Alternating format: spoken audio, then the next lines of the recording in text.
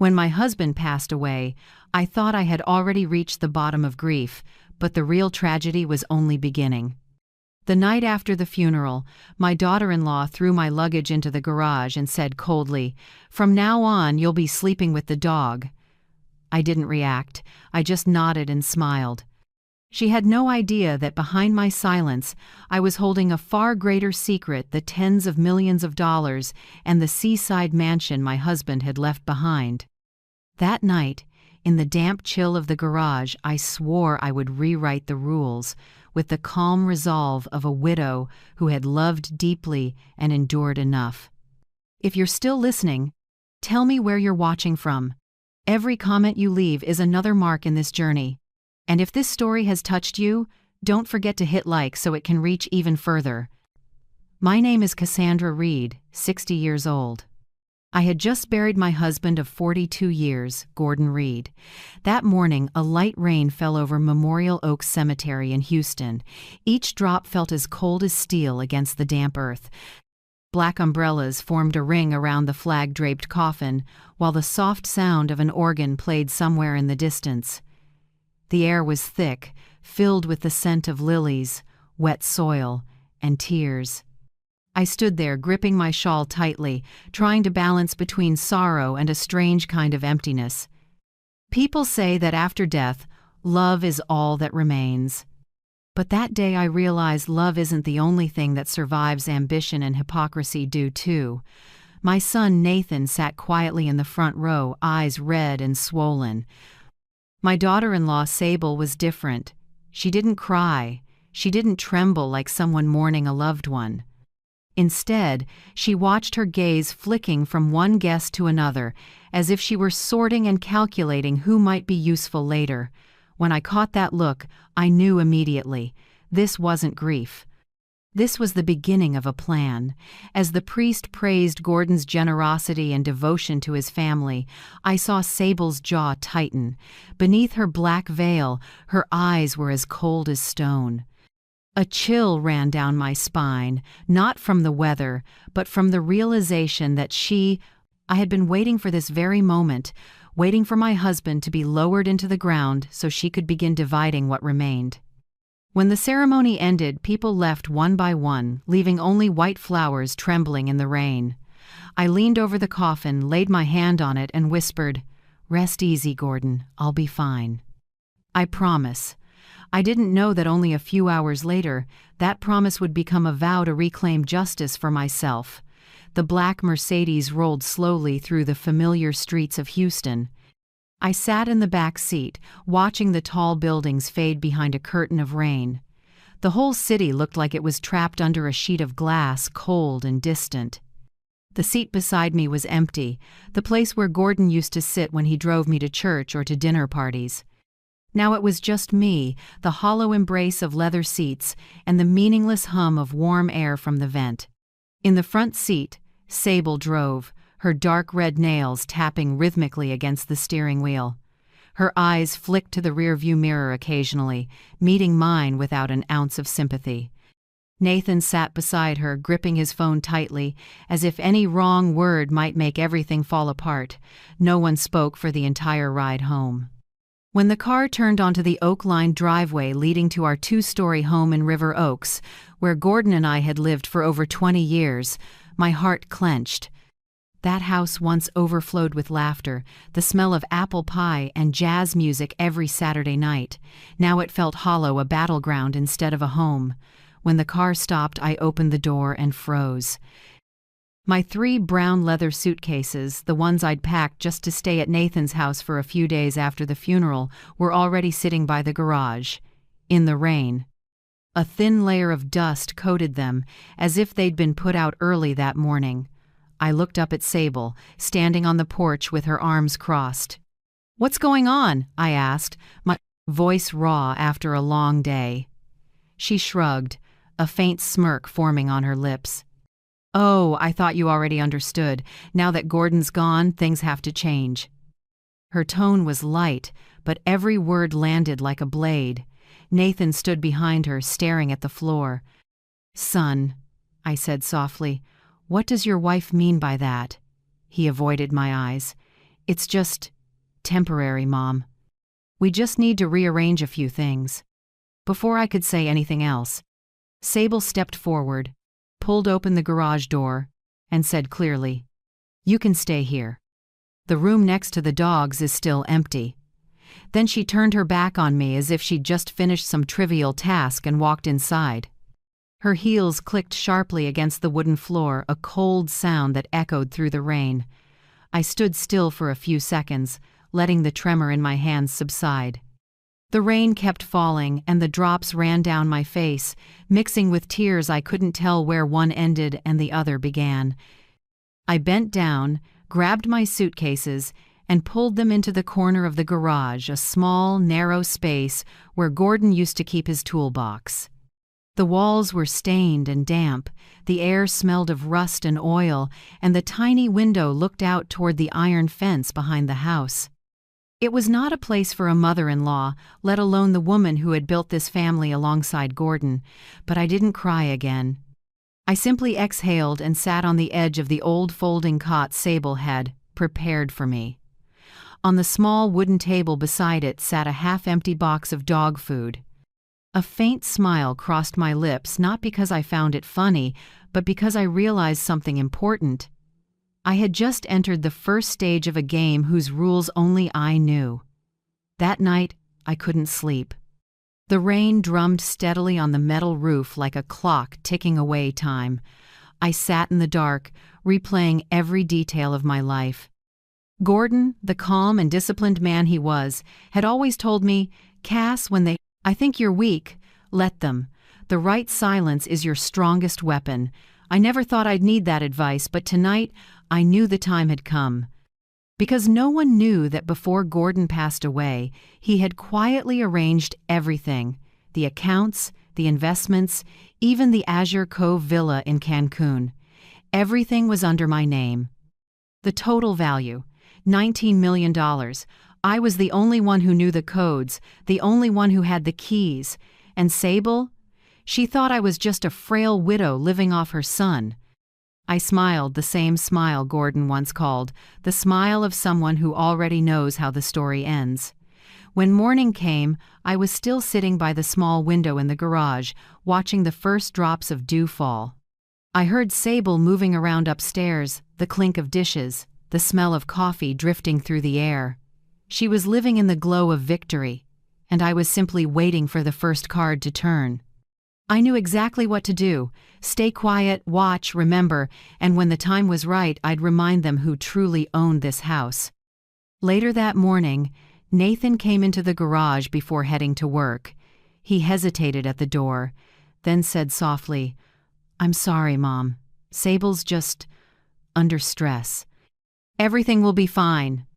I looked at my son, the same boy who once cried in my arms when his first dog died at age 8, and realized he'd been swallowed by fear of conflict. "It's all right, Nathan," I said gently. "I know where I belong." The door closed. The sound of the car faded away. I looked around the cold room, my fingers brushing against the locket Gordon had left me. A draft came through the gap under the door, carrying the damp smell of gasoline. I closed my eyes and whispered to myself, "All right, Cassandra. Start from here." That evening, while Sable and Nathan dined in the spacious dining room, I listened to their laughter from below. I wasn't jealous, nor was I angry. I just sat there in the dark, writing my plan step by step in a small notebook. Observe. Record every habit. Find weaknesses. Wait, because in every war, the silent ones are always the most dangerous. And in that house where I'd been pushed down to live beside the dogs, I knew the greatest battle of my life had just begun. I used to think there was no room in that house that could feel unfamiliar to me until I stepped into the one they said I'd stay in for a while. A small, damp room with one narrow window looking out toward the trash bins. The walls were stained, the ceiling water-marked, and the concrete floor felt like ice. In the middle stood a rusty iron bed tilted to one side, its mattress sagging with the weight of someone forgotten. Next to the wall was a low shelf holding a few cans of dog food and a lamp without a shade. I set my suitcases down and cracked the window open. The air carried the smell of wet grass and garbage. Outside, the backyard light flickered yellow through a torn curtain. Upstairs, I heard Sable's voice echo down. "You should be grateful we're letting you stay. This isn't a hotel." Her words fell like drops of acid. I didn't answer. When Gordon was alive, this space had been a tool shed he used to joke and call it the tech room. Now it was my bedroom, where I had to learn to breathe softly so no one would notice. The first morning of my new life began earlier than I expected. At 6 a.m., when the dogs barked, Sable was already at the door, holding a cup of coffee. "You can help me with breakfast," she said lightly, as if giving an order. "I have a meeting at 8. She didn't wait for a response, just glanced around the room once and walked away. I changed into an old dress, wrapped a thin scarf around my neck, and went upstairs. The cold from the tiled floor seeped through my feet. On the kitchen counter lay everything already set out: eggs, bacon, bread, oranges, and a note scribbled in her handwriting. "Eggs Benedict for Nathan. The kids like pancakes. I'll have something light, just salad." The word "I" was underlined, as if she needed to mark her territory. I turned on the stove, my hands trembling not from fear, but from memory. Back then, Gordon always made breakfast. He loved his old-fashioned coffee, and I'd watch him toast bread while telling stories from his military days. Now I was in the same kitchen, but every trace of warmth had been wiped away. When I brought out the food, Nathan came downstairs. His eyes avoided mine. He looked tired. "Morning, Mom," he murmured, giving me a quick kiss on the cheek like it was an obligation. I smiled. "Did you sleep well?" "Kind of." He glanced around and added, "Don't take it personally. Sable's just tense." "I understand," I said softly. The truth was, I understood far more than he thought. He was trapped between duty and fear. Sable knew exactly how to make a man feel guilty just for breathing wrong. When everyone sat down to eat, I stayed by the counter. Sable looked up, her tone calm but cold. "You can clear the dishes when we're done. And don't forget to feed the dogs." "No, please." "No, thank you." Nathan sipped his coffee, avoiding my gaze. Their children, Ava and Liam, glanced my way, uncertain. I smiled gently at them. Ava lowered her head, while Liam scratched his neck, trying to smile back. After they left, the house fell silent. I stood alone in the kitchen, the only sound the ticking of the clock. I washed dishes, wiped counters, and folded towels, each motion like a ritual of endurance. By noon, I was hanging laundry in the backyard. The heat carried the scent of soap mixed with sunlight. I looked toward the magnolia tree Gordon had planted years ago. It was taller than the roof now, its white blossoms glowing under the sunday. I remembered his hand, his deep laugh when he said, "This tree will shade you one day, Cass. When you're old, all you'll need is to sit beneath it." Now I really was old, sitting under that same tree, but no one was sitting beside me anymore. In the afternoon, Ava and Liam came home from school. I made cookies for them, just like I used to. Ava hesitated, looking at the tray. "Grandma, Mom said you don't have to do that anymore. She said you should rest." I smiled. I like doing it. "Go ahead, they're still warm." The girl glanced around, then picked one up and took a small bite. Her face lit up.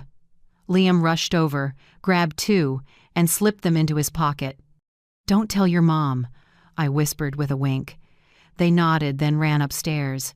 I watched them go, my heart aching but warm. At least there were still two souls in this house who hadn't been taught that kindness was a weakness. Around 6 p.m., Sable came home.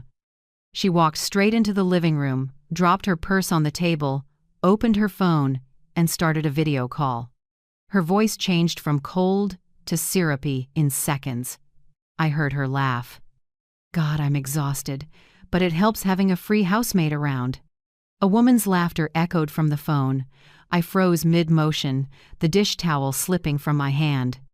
I wanted to step out and say that the so-called free maid was once the woman who signed the very first check that bought this house, but I didn't. I simply bent down, picked up the towel, folded it neatly, and kept wiping the same spot. She thought I didn't hear her. I let her think that.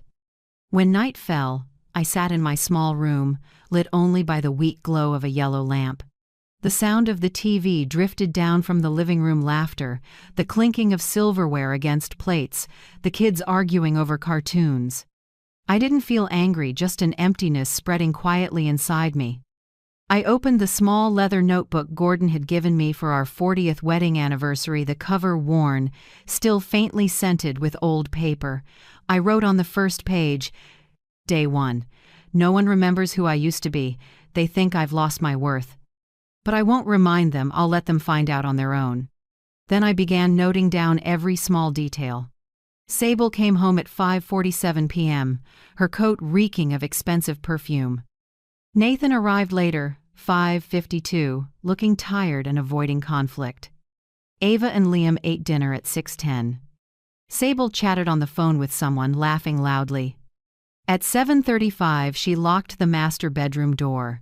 The lines looked dry and emotionless, but to me, each one was a fragment of a map leading to the truth.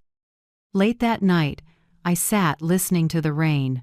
Moist air crept through the cracks in the door, cold against my skin.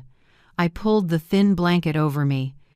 The streetlight outside cast my shadow onto the wall, an old, small woman sitting alone in the dark. Invisible, unwanted, forgotten.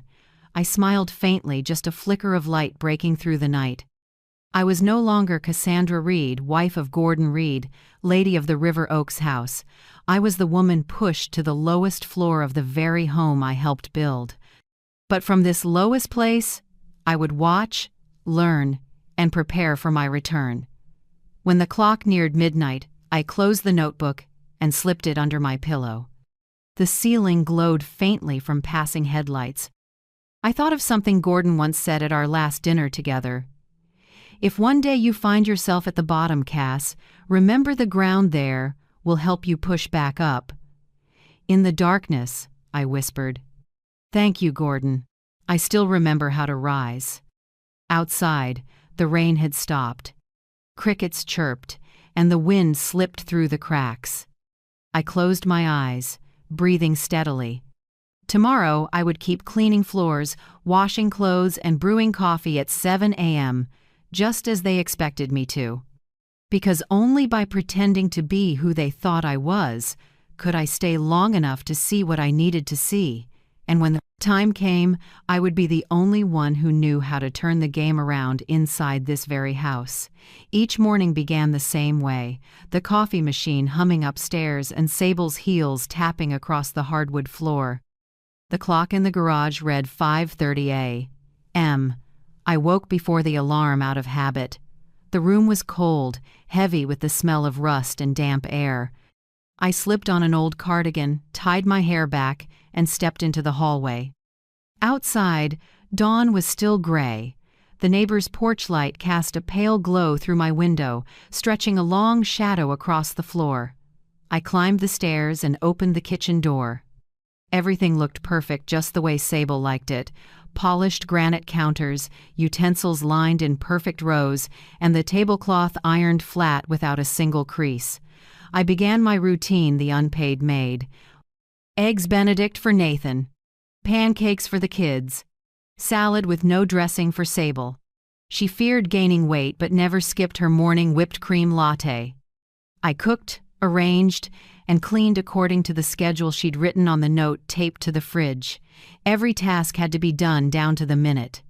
If breakfast was 5 minutes late, Sable would purse her lips and say, "You need to manage your time better."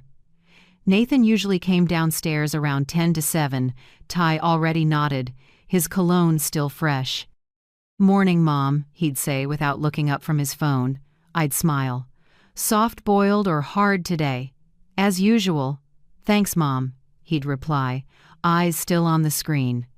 Sable appeared last, always with that deliberate air of being busy. "Press my navy dress, please. I have a presentation at the club today." She didn't even glance at me, just poured her coffee and sat down with her fashion magazine. "And clean my nude heels? There's a stain on the heel?" "No, please. No, thank you." Her voice was light, detached, like someone giving orders to a subordinate. Nathan rarely stayed home after falleration. Breakfast. He'd leave behind the dishes and a quick, "I have to get to the office." The door closed, and his car pulled away. I heard Sable pacing the house, her high heels tapping steadily across the floor. She was on the phone, half whispering, half laughing. I looked into a nursing home in Dallas. "The cost is way cheaper than keeping her here. No, Nathan doesn't need to know." Men are easy to convince, just say financial benefit, and they'll agree. I stood in the hallway, leaning against the wall, still holding a damp rag. Each word dripped into my ear like acid, slow and burning. A nursing home. Cheaper. Those two words echoed in my head. I understood then. To Sable, I was no longer her husband's mother. I was an expense she was eager to cut. At noon, I ate a slice of cold bread in my room. The old air conditioner upstairs rattled faintly. I opened my notebook and added a new line. Day 7. Sable researching nursing homes in Dallas. I wasn't angry, just calm, unnervingly calm. Anger clouds, judgment, and I needed clarity more than ever. That afternoon, I went upstairs to iron clothes. In Sable's dressing room, the air reeked of Chanel perfume and new fabric. Her closet doors were wide open, rows of dresses, shoes, and bags arranged by color. I ironed each one carefully, as though touching something that no longer belonged to me. On the vanity table, a credit card statement had blown open. I hadn't meant to look, but the bold print caught my eye. Spa Serenity, $1,200. Another page read, Yoga Retreat Aspen, $3,450. I frowned. Nathan had told me just last week that his company was tightening the budget, and yet Sable had bought a new Hermes bag. I didn't touch a thing. I simply took note. That afternoon, when Ava and Liam came home, I was folding laundry on the sofa. Ava approached, holding her sketchbook. "Grandma, why don't you go back to your own house? Mom doesn't seem happy with you here." I smiled and brushed her hair. "I'm saving money, sweetheart. It's easier to take care of you two this way." Ava tilted her head, her eyes wiser than her years. "But Grandma, you don't need to save. Dad said you have savings." I smiled gently. "Did he?" "Well, sometimes adults save things not to spend, but to wait for the right time."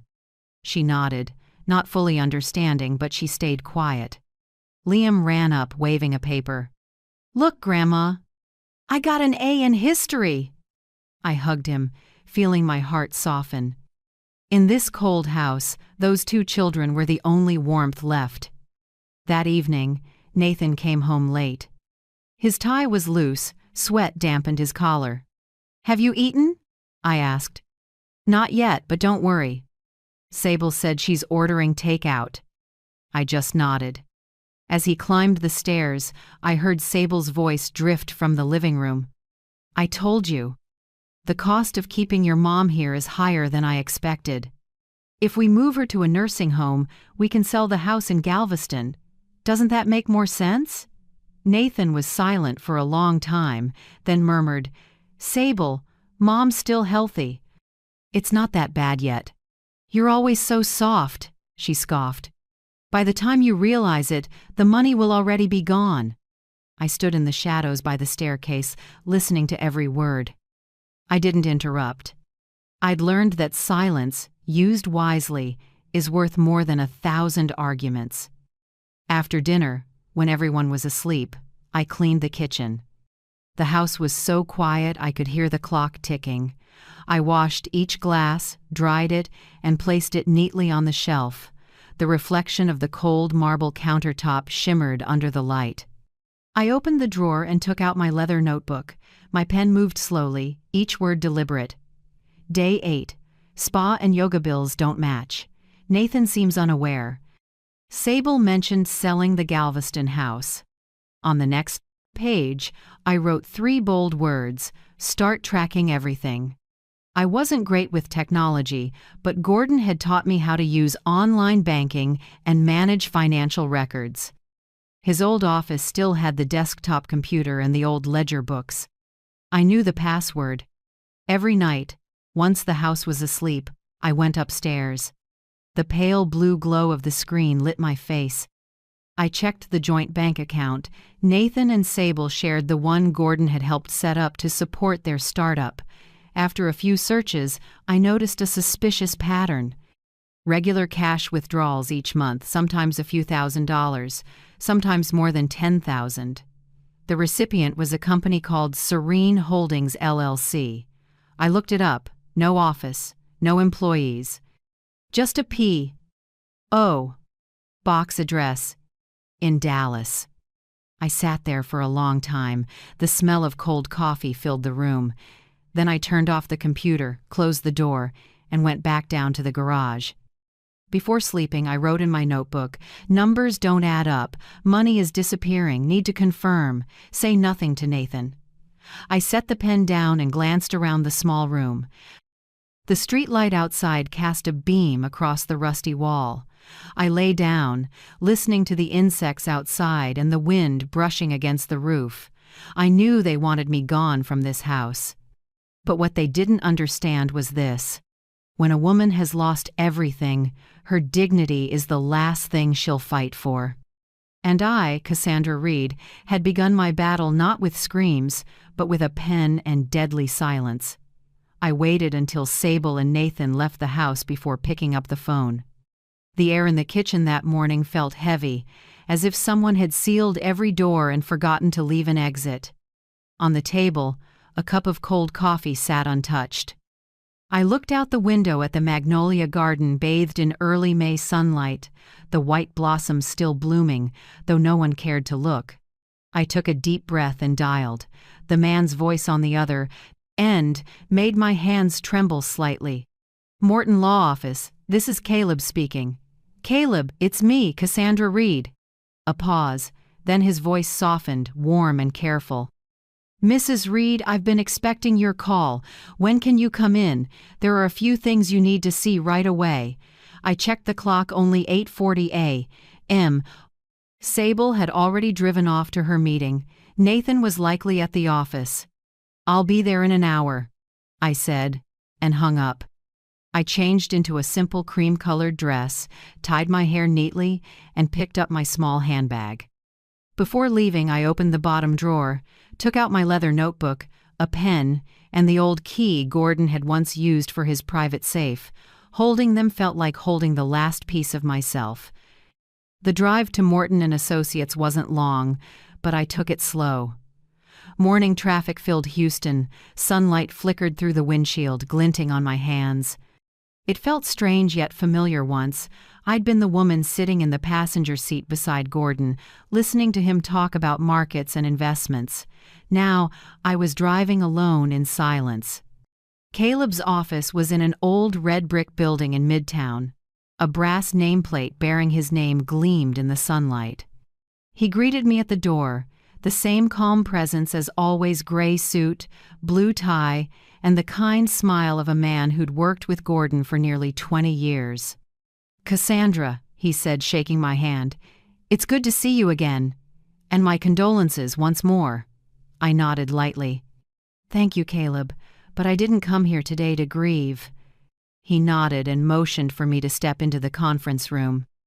It was bright, with landscape paintings on the walls, a glossy mahogany table, and the faint scent of fresh paper mingled with Earl Grey tea. On the table sat a thick file in a blue cover labeled "Assets and Trust of Gordon Reed." Caleb opened the file, his voice slow and precise, like a man reading a will back to memory. Gordon set up a fideicomiso, a form of asset trust similar to a trust, but it secures ownership for the beneficiary in Mexico. This Highland Park estate home, the Azure Cove Villa in Cancun, all stocks, bonds, and investment accounts are in your name, not co-owned, entirely yours. I sat still, My ears rang. Caleb slid over another stack of papers, with a familiar signature at the top. Gordon's hand, slightly slanted, firm and steady, just like when he used to sign our Christmas cards. I read slowly, line by line, until the handwritten note at the end. Make sure Cass never has to depend on anyone. Never. I set the papers down. My hands trembled. A sob slipped out before I could stop it. Caleb gently handed me a tissue. He prepared these more than a year ago, after a heart-related hospital stay. He told me, "I'm not afraid of dying. I'm afraid Cass might have to ask someone's permission to live in her own home." I couldn't speak. I only felt pain spreading through me, mixed with a strange warmth, as if Gordon were still sitting beside me, holding my hand across time. Caleb continued, voice even, "The current estimated total is $19 million.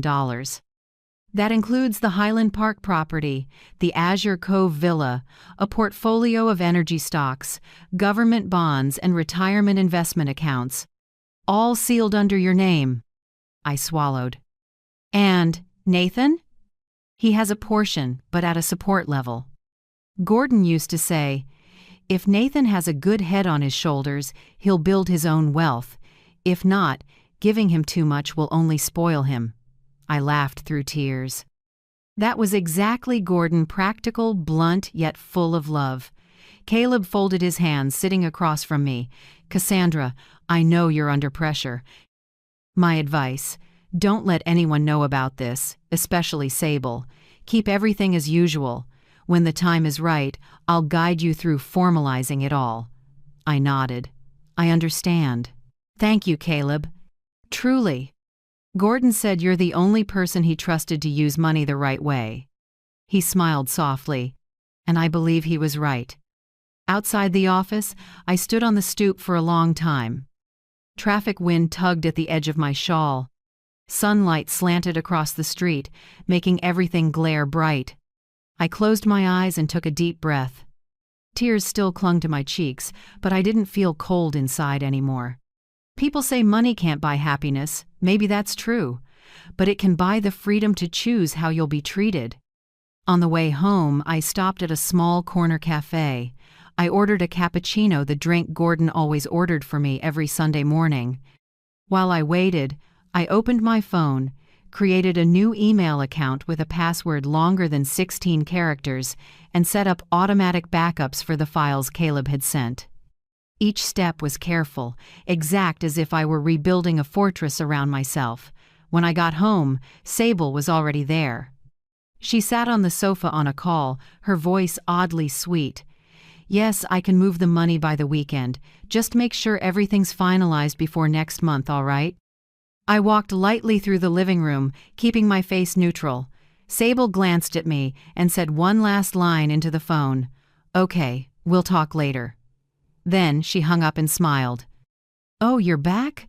I was just about to ask for a small favor." That evening, I cooked a simple dinner for the family. Nathan looked worn out, while Sable talked nonstop about a real estate investment in Dallas. Her eyes lit up like someone staring at a dream. My partner and I are looking at a new project. If it goes smoothly, with just $50,000 down, the return could double in 6 months. I sliced the meat and smiled. "Sounds promising. Have you checked the legal side of the project?" She paused, then forced a laugh. "Of course! I'm not stupid." Nathan murmured something, clearly clueless about the plan. I sat quietly and listened, adding more vegetables to Ava's plate while I calculated. If Sable really moved the money, I could track it through the statements. But not tonight. Tonight, I needed silence. Night fell. The house went dark, leaving only the glow from the living room TV. I lay on the old iron bed, laptop screen lit. I saved all of Caleb's documents to a secure drive, then printed copies to store in the small safe Gordon left. I changed my bank passwords, activated two-factor authentication, and created a hidden account to route data there. Each keystroke felt like a steady heartbeat, not fear, cold clarity. Upstairs, Sable laughed loudly in the master bedroom. Her voice echoed through the floor like a hollow sound in an empty house. Nathan stayed quiet, as always. I closed the laptop and smiled to myself. She thought she was living in victory, that I was just a forgetful old woman waiting to be thrown out. She didn't know the game had begun, and the first move was already mine. I closed my leather notebook, set it by my pillow, and turned off the light. In the dark, I heard the wind moving through the magnolias outside, soft but persistent like Gordon's voice drifting back. "Cass, when you know the truth, don't be afraid. Use it like light." I shut my eyes and answered silently. "Yes, love. The light is back. And this time, it will shine straight at the ones who think they're above it all." I've always believed the best liars slip up in the smallest details, like the perfume they wear for an afternoon yoga class. That morning, Sable carried a white leather bag, wore tight leggings, but did full TV-ready makeup, dark red lips, shimmery silver eyelids, and perfume so strong it drowned out the smell of coffee in the kitchen. I didn't ask. I stood at the sink washing dishes, watching her reflection in the window. "Nathan," she said sweetly, "have lunch with your client, okay? I've got yoga downtown and might be home late." He just murmured an okay, not a hint of doubt. The garage door shut. The car engine faded. I checked the clock. 9:52 a.m. She said yoga downtown. But I knew there were beige high heels in her trunk, the kind no one wears to yoga. I dried my hands and grabbed my purse. Inside was just one thing that mattered: Gordon's old phone, which I'd set up to record video discreetly. Late morning Houston blazed with Sunday. I called a cab and told the driver to follow the pearl-white BMW ahead. The driver, an older man, glanced at me in the mirror and smiled lightly. People only follow someone when, deep down, they already know what they're going to find. "You know that, right?" I answered softly. "I do. And I'm ready." We turned down brick-paved streets and stopped at the Argonaut Hotel, an upscale spot downtown where people go to close deals or have affairs, sometimes both. I asked the driver to wait, then stepped out. Hot wind carried the damp smell of asphalt and a trace of luxury perfume from the grand lobby. I stood a few yards from the door, sunglasses on, watching. In under 5 minutes, Sable stepped out of her car, heels flashing in the Sunday A-fitted aqua silk dress, softly curled hair, and a smile I'd never seen at home. She walked straight inside without looking around. I followed at a safe distance. The lobby smelled of polished wood and white orchids. In the corner near the bar sat Derek Cole. I recognized him from a broker profile photo. Young, tall, slicked back hair, and the polished grin of a man selling illusions. Sable sat across from him. They touched hands across the table, and he slid a thick brown envelope toward her. I paused near a planter, pulled out the phone, and pressed and held the screen. The camera started rolling. They talked for about 15 minutes. I couldn't catch every word, but her face said enough. Whatever they agreed on had nothing to do with yoga or wellness. At the end, Derek took her hand and kissed her wrist. Sable giggled, tilting her head, letting him. I had enough. When she stood to leave, I slipped back toward the exit and blended into the crowd. On the ride home, I watched the recording. Sable's face was clear, proud eyes, a thick envelope in her hand, lips saying something that made Derek laugh. I scrubbed through and zoomed in. She touched his lapel, a wordless promise. I saved the video twice, one on the phone, one to a private cloud. By late afternoon, the sky threatened rain. Nathan got home earlier than usual, shirt damp, bringing in the smell of a new storm. Sable was already there, hair up, workout clothes on, a towel around her neck. She stood at the mirror, voice soft as mist. "You know, yoga was packed today. But I feel so much lighter. I should go more often." Nathan smiled, believing her. "I'm glad you could unwind." I walked by and set a tray on the table. Sable's eyes slid over me cold as steel, but she kept smiling. "Cassandra, could you make me a cup of herbal tea? I need to detox." "Of course," I said. "With perfume that strong today, I think you really do need a detox." She froze for just a second, then laughed a little too brightly. "You're always so direct." I carried the tray away, oddly calm. That line, a small blade I'd thrown just to see how she'd react, and in that smile, she'd let a tremor show. That night, the house was unusually quiet. Around nearly 11 p.m., I heard Sable's heels clicking down the hall and stopping in the living room. I held my breath. She didn't realize the glow from her laptop leaked through the cracked door, the kind of light that betrays secrets. When she went upstairs, I waited 10 more minutes. Then I stepped out, silent as a shadow. The laptop was still open. No password. I sat, heart pounding, hands steady. The screen showed an inbox mid-session. The top subject line read, "Divorce paperwork nearly finished, just waiting on the estate confirmation." When I read that line, "Divorce paperwork nearly finished, just waiting on the estate confirmation," my heart didn't hurt like I expected. It just went cold. Cold like love had never lived in this house. And you, if you were in my place, what would you do after learning someone in your home was waiting to sign a verdict of betrayal? Tell me in the comments. I truly want to know whether your heart would choose silence or a fight. Below it, the sender's name: David Carrera, personal attorney. I scrolled slowly and read each line. Once the asset transfer is complete, you can proceed with the divorce without legal obstacles. As agreed, the portion in your husband's name can be moved through the shell company established in Dallas. Make sure the mother-in-law doesn't interfere. D. I felt my heart go still, like a lake before a storm. It wasn't anger anymore, it was absolute clarity. She didn't just want to humiliate me, she was plotting to steal Nathan's entire life, and if she succeeded, she would take every asset she thought belonged to his family. I took out my phone, switched to silent mode, and photographed every page of the email. Then I plugged in a small USB drive, the kind Gordon used for contracts, and copied all the data. Time crawled, suffocating. Each mouse click sounded like a heartbeat pounding through the silent room. When it finished, I pulled the USB, cleared the browsing history, and shut the laptop. I stood and listened.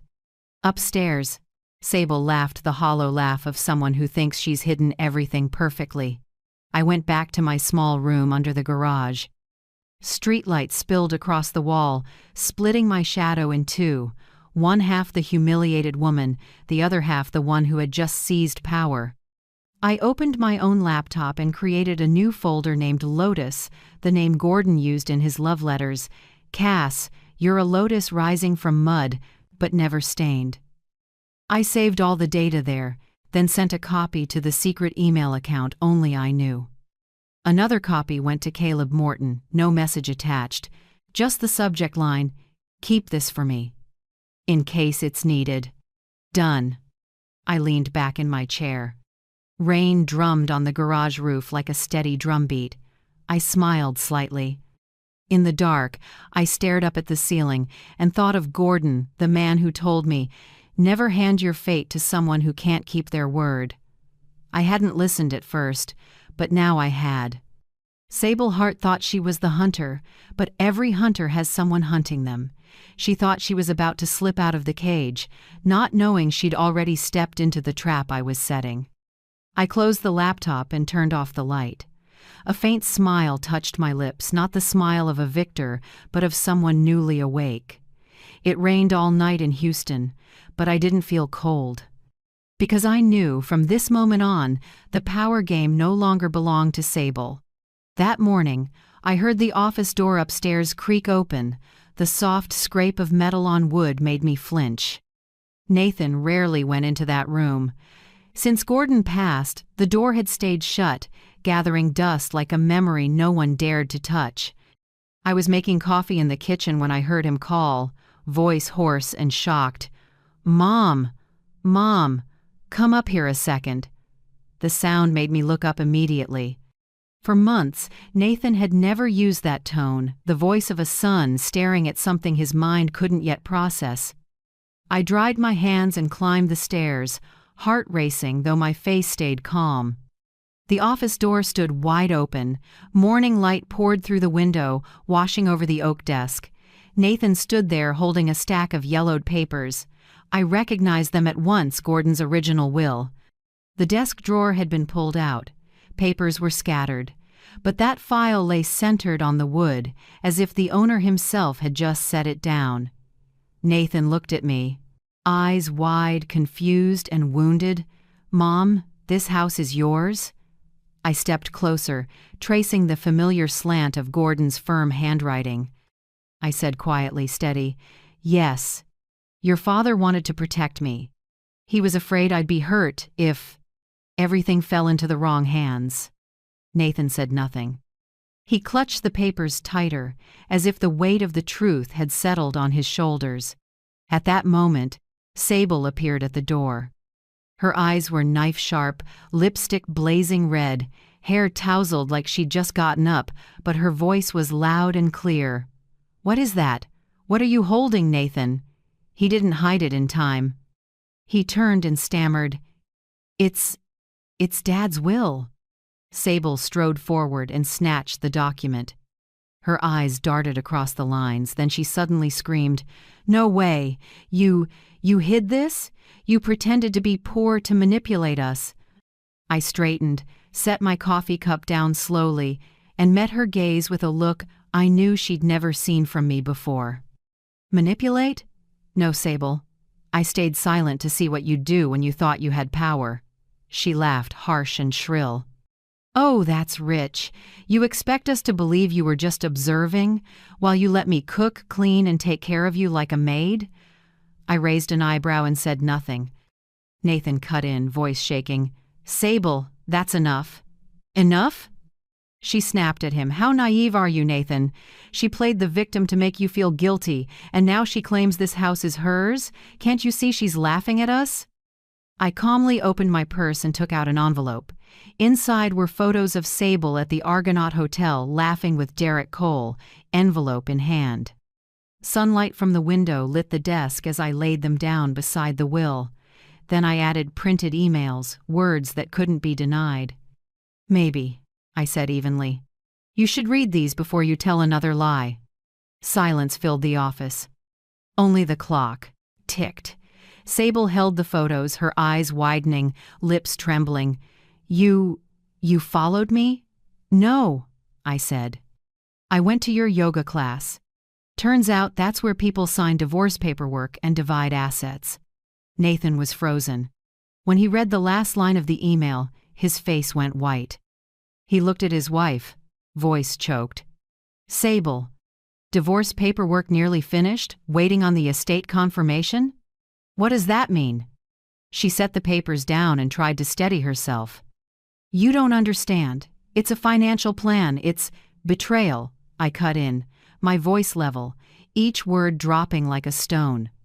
"Betrayal of the husband who trusted you and the mother you treated as a burden." Sable stepped back, cheeks flushed with fury. "You have no right to say that. You deceived us. You pretended to be broke to test us? What are you trying to prove?" I looked straight into her eyes, then at Nathan, head bowed, fists clenched. "I'm not trying to prove anything," I said, voice low. "I simply let you show who you really are." Nathan's hands shook. He set the papers on the desk and whispered, "I've been so stupid." "No," I said softly.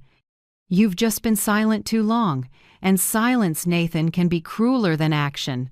He lifted his head, eyes wet. "Mom, I'm sorry." I shook my head. "Don't say it. Just look at how you stayed silent and understand why they felt free to treat your mother like that." The room went quiet again.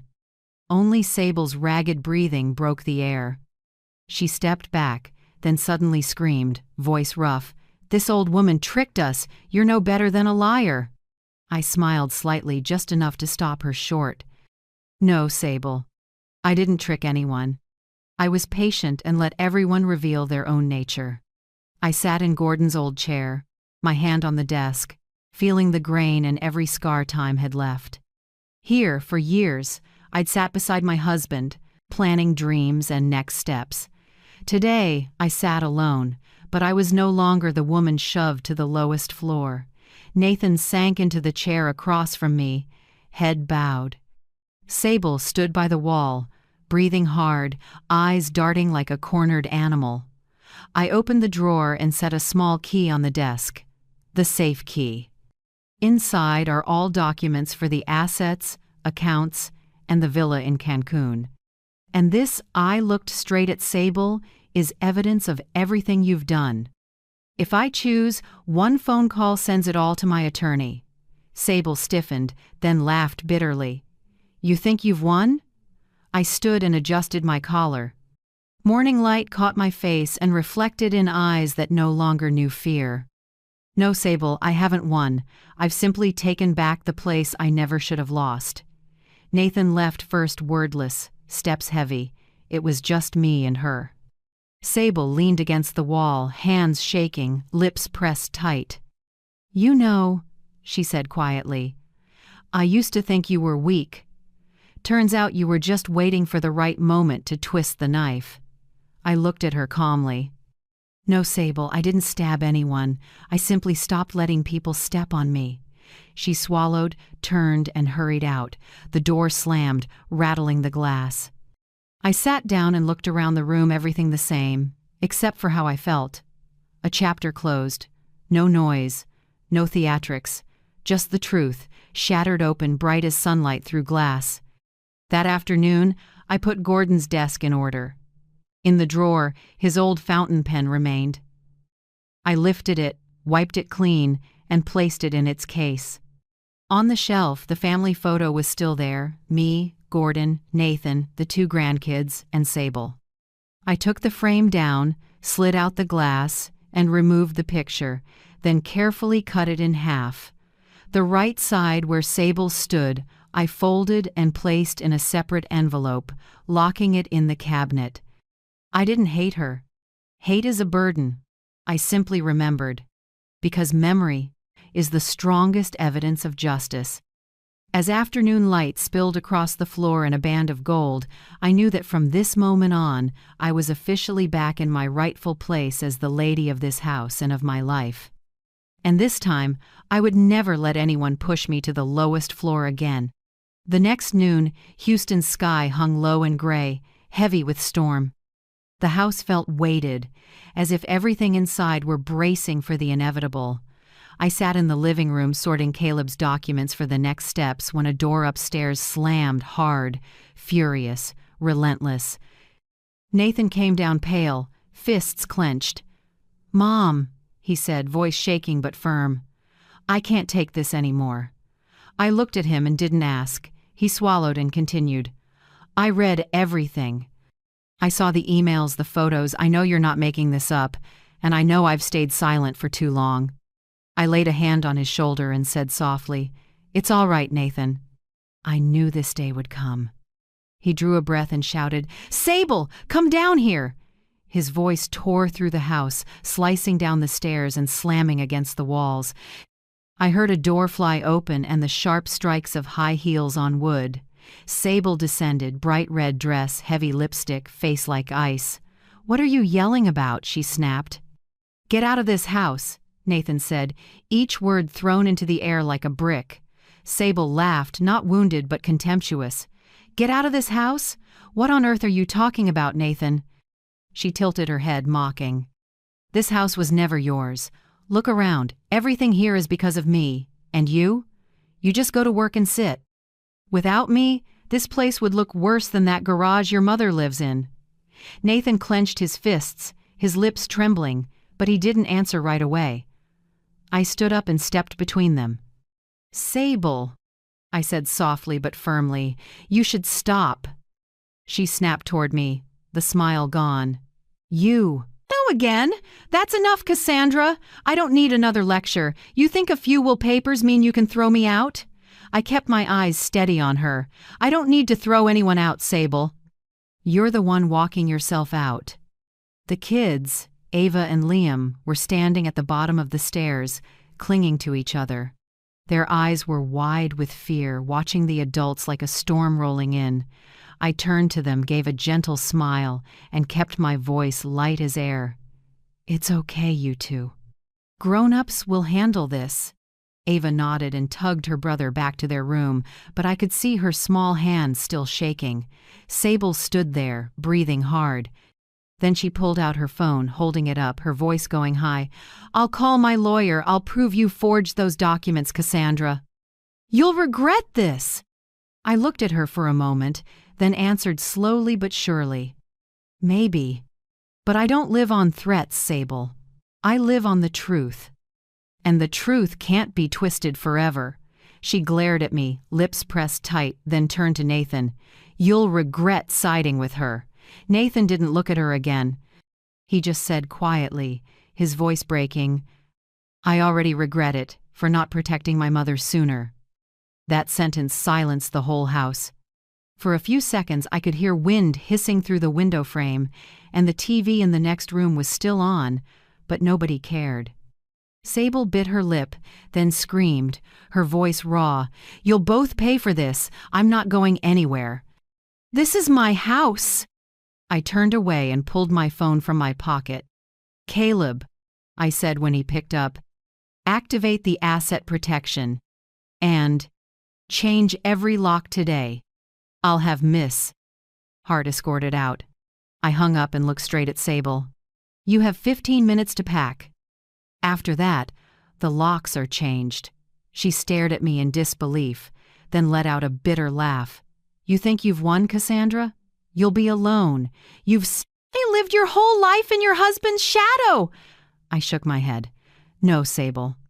I've learned how to live without anyone's pity." She threw her purse to the floor and strode toward the stairs, each step striking a sharp, ringing note. A few minutes later, she dragged a suitcase down, the wheels banging against the steps, a dry, hard sound. Nathan watched, saying nothing. She passed him, paused for a second, then said coldly, "You'll miss me, but by then it'll be too late." No one answered. The door opened and slammed shut. Her car engine roared, then rolled off the stone drive. I stood still, looking out the window. The white BMW slipped away under the gray sky, leaving a thin line of smoke to fade. The house fell quiet after she left, a strange kind of quiet, not suffocating, not scary, just relief. I turned to Nathan. He stood against the wall, shoulders slumped, eyes red. "I'm sorry, Mom," he said softly. I walked over and put a hand on my son's shoulder. "No need to say anything. Just start over. Every wound can heal, Nathan, if you let it." He nodded, fighting tears, then sank onto the sofa, head in his hands. A stifled sob escaped, small, but enough to twist my heart. I went to get Gordon's old blanket, a deep blue wool throw he used on fishing trips. I laid it over Nathan's shoulders as gently as laying down forgiveness. "Your father used to say," I whispered, "a strong man isn't one who never falls, it's the one who stands back up and isn't ashamed to cry." Nathan looked up, his eyes shining under the lamp. He nodded and murmured, "Thank you, Mom." I walked toward the stairs. The master bedroom was at the end of the upstairs hall, where I'd slept with Gordon for 40 years. I opened the door and turned on the light. The room still carried a faint scent of oak and lavender. Everything was where it had always been, the cream silk drapes, the wedding photo on the table, the armchair where Gordon read the paper. I moved slowly around the room, touching each thing, as if I were taking back pieces of my soul that had been stripped away. This room had once meant peace, then became off-limits. Now I was back. I changed the lock, checked each latch, then opened the window. Outside, the rain had stopped. Pale moonlight fell over the magnolias in the yard. Leaves shivered. A cool breeze drifted in, carrying the damp scent of earth. I drew a deep breath and felt a simple freedom I hadn't tasted in a long time. That night, I lay in the old bed, listening to the steady tick of the clock, Downstairs, I could still hear Nathan's quiet sobs now and then, but they faded. Ava and Liam were fast asleep.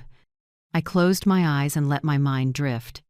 In my thoughts, I saw Gordon sitting at the edge of the bed, wearing his kind smile like always. "You did well, Cass," he said in my memory. "You stood up at the right time." A tear fell, but it was a tear of peace. For the first time in months, the Reed house was truly quiet. No high heels, no snide remarks, no contemptuous stares. Just the stillness of someone returning to herself. I whispered to the dark, "Welcome back, Cassandra. This is your home." And that night, I slept soundly, truly soundly, as if the whole house were breathing with me. A week later, Houston was sunny again. Harsh light pierced the living room window, making the dust motes glitter like a golden shower. I was rereading the investment reports Caleb had sent when the doorbell rang, a long, decisive ding, as if whoever was outside wanted to assert their right to be there. I didn't rush to get up. From my seat, I peeked through the curtain. Sable. And beside her, a man in a gray suit, slicked hair, pointed chin, Derek Cole. I smiled slightly. Some people never tire. I opened the door without a word. Sable gave a stiff smile, her lips shaking. Derek bowed his head, voice smooth. "Mrs. Reed, we're here to talk civilly." I quietly stepped aside to let them in. In my mind, every piece was already placed like a chess game, where I knew exactly who would make the final losing move. Sable sat on the sofa but didn't lean back. Her posture was taut. Derek sat next to her and set his briefcase on the table. I looked at them for a moment, then said, "You seem busy. Get to the point." Sable took a breath, trying for a soft tone. "Cassandra, we're all adults. I don't want this to be a battlefield. I just think, if you truly care about Ava and Liam, you should consider a settlement." I raised an eyebrow. "A settlement?" Derek opened the briefcase and took out an envelope. "You have substantial assets," he said, calm, like he was negotiating a property deal. "We're only asking for a small amount, $3 million. Call it support to stabilize things for the kids." I laughed short and sharp, like a blade cutting the air. $3 million? To stabilize? Sable jumped in, voice higher, shaky but trying to stay composed. "You have more than enough. Gordon left $19 million, not counting stocks and real estate. We're asking for a small portion for Ava and Liam. You can't take everything. You're not young anymore." I leaned back, fingers interlaced. "And if I say no?" Derek gave a polite smile. "Then we'll have to go the legal route. I know people at the county courthouse. At your age, a few light evaluations and they could rule you incompetent. Control of the assets would shift to a guardian, maybe your son, or someone else." I didn't move. I let each of his words fall like ice. Sable added, eyes flashing meanly, "Can you picture Ava and Liam testifying? Kids are honest, Cassandra. Once they say you forgot their names or mixed up meal times, the court will believe it." I stayed still. Then I rose slowly and walked to the wooden cabinet by the window. I opened the third drawer and took out a black folder. "You," I said quietly. I thought I'd let things pass peacefully. Turns out, some people don't understand where to stop. I set the folder on the table so gently it barely made a sound. On the cover, Cole, Derek, personal debt record. Derek frowned at it. "What is this?" I opened it, revealing statements, bank logs, and betting slips. "I know you owe $200,000 to a Dallas casino, and I know you forged a partner's signature in a small Austin real estate deal. I have full copies." His face shifted from calm to panic. He swallowed and tried to steady his voice. "Are you threatening me?" "No," I said, silk smooth. "I'm telling you that if I file, you lose your license. And when that happens, don't expect anyone to hire a broker tied to fraud and gambling." Sable turned to Derek, her face going pale. "Derek, say something." But he only stammered. She She can't possibly know, I cut in. I know more than you think. And not just about you. I turned to Sable, my gaze so calm it made her step back. As for you, Sable, if I send this video to the court, you won't just lose your reputation, you'll lose custody. I opened my laptop. The screen lit up with the footage from the Argonaut. Sable laughing, touching Derek's lapel, then signing a document. She exhaled hard, almost choking. No, you can't. I can. And I will if you stay here one more minute. The living room fell silent. The wall clock ticked, tick, tick like a countdown to their last moment in this house. Derek collapsed into the chair, hand over his face. Sable shook, trying to stay upright, tears starting to fall. You're being cruel, she said, voice breaking. I just wanted to take care of my kids. I looked at her for a long time. Take care of them? You left Ava to sleep alone for 2 nights because you were busy at a hotel with him. I have camera footage. You chose what mattered. Most. Sable. And it wasn't your children. She sank onto the sofa, hands over her face, sobbing. Derek looked up, voice ragged. What do you want from us? I answered simply, nothing. Just for you to leave. I walked to the door and unlocked it. Noon light poured in, brightening the whole room. Get out of my house, I said slowly, clearly. Right now. Derek stood first, shoulders shaking, head bowed, not daring to look at me.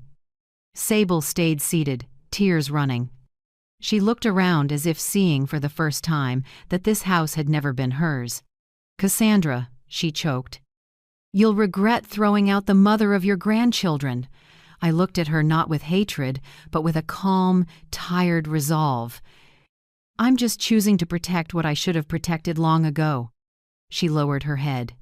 Derek took her hand and helped her up. They walked slowly to the door. At the threshold, Sable looked back one last time, tears streaming, but I said nothing more. The door closed with a dry click. That sound echoed through the house like a period at the end of a long nightmare. I stood still in the living room. Sunlight slid across the floor, drawing long streaks on the rug. I felt my shoulders grow lighter, as if a burden years old had just dropped away. I poured myself a cup of chamomile tea and took it out to the porch. The air was still, with only the wind and the rustle of magnolia leaves. Somewhere, children's laughter drifted from afar, Ava and Liam playing in the backyard. I closed my eyes and let the warmth of the sun sink into my skin. When I opened them, I smiled. Not the smile of victory, but of release. I knew the final battle was over, and this time, I didn't just keep my house, I kept myself. 3 days after the last confrontation, I got a call from Caleb Morton. His voice was low but firm, the tone of someone used to facing storms. Cassandra, everything's ready, he said. I just filed for protective orders and a restraining order with the county court. Sable Hart and Derek Cole won't be able to come near you or any member of your family for 2 years. If they violate it, the police will handle it immediately. I sat on the porch, looking out at the freshly trimmed magnolia garden. The morning light was soft, white blossoms trembled in the breeze. The peace felt strange, like the world had finally stopped spinning so I could breathe. Thank you, Caleb, I said. I don't want to see them ever again. Caleb chuckled quietly. And you won't have to. The law can be slow, but when it moves, it's powerful. That afternoon, Nathan went to the law office to sign the official divorce papers. When he came back, he sat at the dining table, eyes tired but brighter than usual. It's done, Mom, he said hoarsely. I submitted all the evidence, the emails, the video, the recorded threats. The attorney says this will move fast. Sable has nowhere left to turn. I nodded and didn't ask anything more. He was quiet for a moment, then said softly, You know, the hardest part isn't the divorce. It's facing the truth that I let you endure it alone all that time. I looked at my son, a 38-year-old man. hair beginning to gray, shoulders weighted with guilt and remorse. I laid my hand on his and smiled. "You faced it, Nathan. That's the first step to healing. Don't keep punishing yourself. Everyone has to learn to say, 'I'm sorry,' and then live it." He bowed his head, gripping my hand without another word. The next week, the Houston Press began to report on it. Headline in the Houston Chronicle on Tuesday morning: "Real estate broker Derek Cole investigated for financial fraud and extortion." The article was long, with a photo of him leaving the courthouse, head down. Another paper ran a subhead: "Source reveals whistleblower is widow of the late businessman Gordon Reed." I folded the paper, neither pleased nor upset. I wasn't seeking attention. I just wanted justice to be seen, even if only in a few columns of print. Caleb called that afternoon, sounding more at ease. "The investigation is widening.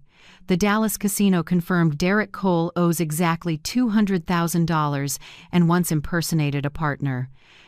Police are reviewing potential fraud charges." I answered simply, "Good." There's no joy in watching someone fall, but there is a quiet relief when the truth is put back where it belongs. In the days that followed, the Reed house settled into its old rhythm for the first time in years. Every sound felt gentle. Ava and Liam still went to school as usual, but I noticed something different in their eyes.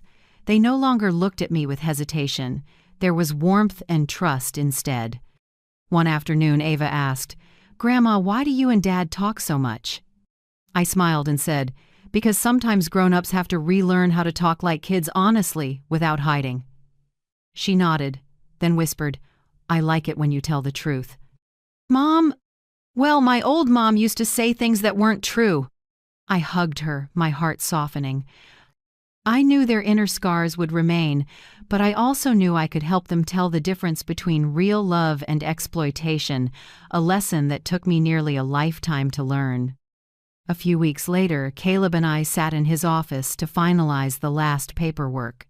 On the table was a new file, cream-colored cover labeled Reed Foundation, Scholarship and Educational Trust. Caleb slid it toward me. "Everything's in order. You can start the scholarship program for Ava, Liam, and other children if you'd like." I picked up Gordon's fountain pen and signed beneath the word Founder. As the ink soaked into the paper, I felt something both complete and aching inside me. I said quietly, "He would be proud, wouldn't he?" Caleb smiled. "I believe so. Gordon used to say, 'Cass doesn't just preserve assets, she plants value.'" I left the office feeling light as air. I knew I'd done the right thing, not just to set things right, but to create something new out of old ashes. Nathan began therapy on his doctor's advice. At first he resisted, but slowly I saw him change. He spoke more slowly, listened more. One evening he stood outside my door and knocked softly. "Mom, I just wanted to say, thank you for not giving up on me." I opened the door and smiled at him. I had no reason to. "Just remember, forgiving isn't forgetting. It's stopping the past from running your life." He nodded, then smiled, gentle as when he was a boy. I also decided to hire a new housekeeper, Estelle, a Dominican woman in her 50s, kind and discreet. When she asked, "Do you want me to clean the downstairs too?" I answered, "No, leave it as is. I want that room empty." It's a reminder that I was pushed down, and I walked back up. Estelle just nodded and didn't ask more. The house began to bloom again. Every morning, the smell of baked goods drifted through the kitchen, blending with the sound of Ava and Liam laughing. I no longer felt like the maid in my own home. I was the true mistress of the house, but more than that, a woman who had reclaimed her dignity. That night, I sat alone in Gordon's study. On the desk was the old wooden box he left me. I opened the lid and took out a yellowed letter. The handwriting slanted but steady. "You'll be free if you wait until you're truly clear-headed. Don't strike back in anger, Cass. Only when you see everything clearly will you truly win." I sat quietly, reading the lines over and over. Outside, a light wind carried a few magnolia leaves drifting across the porch. I said softly, as if Gordon were still right there. "I waited, Gordon." And I did it. Then I smiled the smile of someone who survived, woke up, and finally became free. 3 months after things settled down, I packed my bags. No fuss, no send-off. I simply told Nathan, "Son, I need a few months to set things straight, both in my head and in my heart." He understood, nodded, and hugged me for a long time. "Go, Mom. Call me when you feel at peace." The flight to Cancun took nearly 3 hours, but to me it felt like a lifetime. From the plane window, the ocean unfurled endlessly, so blue I had to blink to believe it wasn't a dream. Gordon used to say, "If there's a place on Earth where time stops for me, it's Azure Cove." Now I was returning there, Azure Cove Villa, the home he bought for our 40th anniversary. The taxi stopped along a road winding by the shore. The sea ahead looked like a sheet of blue silk stretched across the sky, waves brushing the fine sand. The villa tucked among tall palms, white walls, red tile roof, windows thrown open toward the ocean. When I stepped inside, the scent of salt mixed with familiar old wood, a fragrance that flooded me with memories. I threw open the main windows. Sea wind rushed in, billowing the white curtains. Light flooded the room, illuminating each piece Gordon had chosen: a hand-painted canvas by a local artist, an oak rocking chair, our wedding photo smiling in the sunday. I stood there a long time, then whispered, "I'm home, Gordon." On my first afternoon in Cancun, I walked the beach. The sand was powder soft, the water a stretch of turquoise without end. Ripples lapped at my ankles, cool and clear. I slipped off my sandals and let the sea rinse away the dust of hard years. People say the ocean can wash away wounds. I don't know if that's true, but in that moment, I did feel lighter. The next day, I hired a local couple, Lucia and Matteo, to care for the villa. Lucia was petite, long black hair, eyes gentle like someone who's understood too much. Matteo was quiet, few words, meticulous hands. As I showed them around, Lucia smiled, her Spanish laced with English. "This house has a present. Soul, Señora. It feels like it's been waiting for someone to return." I smiled. Maybe that someone is me. From that day, the villa wasn't empty anymore. Each morning, Lucia opened the windows to let the sun pour in, and Matteo trimmed the garden. Wind, waves, and the smell of morning coffee blended into a soft hymn of life. I settled into a new rhythm. At 6 a.m., I walked the shoreline, carrying Gordon's old straw hat. The waves beat steady. Each footprint I left was erased, a reminder that the past can't be held, only the present is real. I often sat on a rock by the water and watched the sun lift from the horizon, blazing and calm. In the vast sound of the sea, I could almost hear someone whisper in my ear, "You're okay now, Cass." Finally okay. At noon, I went to the local hospital, where volunteers help American tourists with health issues. They needed an English speaker, and I signed up at once. It wasn't heavy work, but it made me feel useful again. I helped an elderly woman from Minnesota find the right medication, comforted a young man with a broken leg from a diving accident, and sometimes just chatted with lost visitors in the halls. A young nurse told me, "Senora Reed, you bring a sense of peace. Everyone who talks to you seems lighter." I smiled, maybe because I've weathered a lot. Those who've known storms learn to speak softly. In the evenings, I sat on the porch and watched the sunset fall over the sea. The sky shifted from gold to pink to violet, then slipped into night. Lights from the boats offshore flickered like drifting stars. That's when Nathan usually called on video. Every Sunday, his face showed on the screen, tired but at ease. Behind him, Ava and Liam jostled to tell their stories. "Grandma, I got an A in history." "Grandma, I got the lead in the school play." I listened, smiling until my eyes blurred. Nathan looked at me and said quietly, "You seem happier than ever, Mom." Answered, "Maybe because I'm not afraid anymore. You know, only when fear is gone do we really live." Sometimes I sent money from the Reed Foundation to help pay tuition for children in town. Lucia helped me choose families in need. I didn't want to be the rich recluse by the sea, but someone who gives in the right way. Each time I signed a transfer, I remembered Gordon's words. "Money is just a tool, Cass. The real value is how you use it." Nathan changed a lot, too. He went to therapy regularly and learned how to share with his kids. On our calls, he no longer avoided my eyes. I heard a tenderness in his voice I'd never heard before. Ava and Liam grew and grew wiser. They told me that every night, Nathan read them Gordon's letters as a way to show them how their grandpa had loved this family. In the 3rd month, I hosted a small dinner. Lucia made Yucatan-style grilled fish, and Mateo picked an old bottle of red wine Gordon had left. I put on soft music and opened the windows to let the breeze in. The sound of the waves blended with the wine's aroma and our laughter. I raised my glass and said quietly, "Thank you for being here, for helping this house come back to life." Lucia pressed a hand to her chest and smiled. "No, Senora, you're the one who warmed this place up." That night after they left, I walked the house alone. High ceilings, white walls, moonlight pouring through the windows onto the wood floor. The whole space was still, with only the steady sound of the waves like breathing. I stepped onto the balcony and looked at the sea.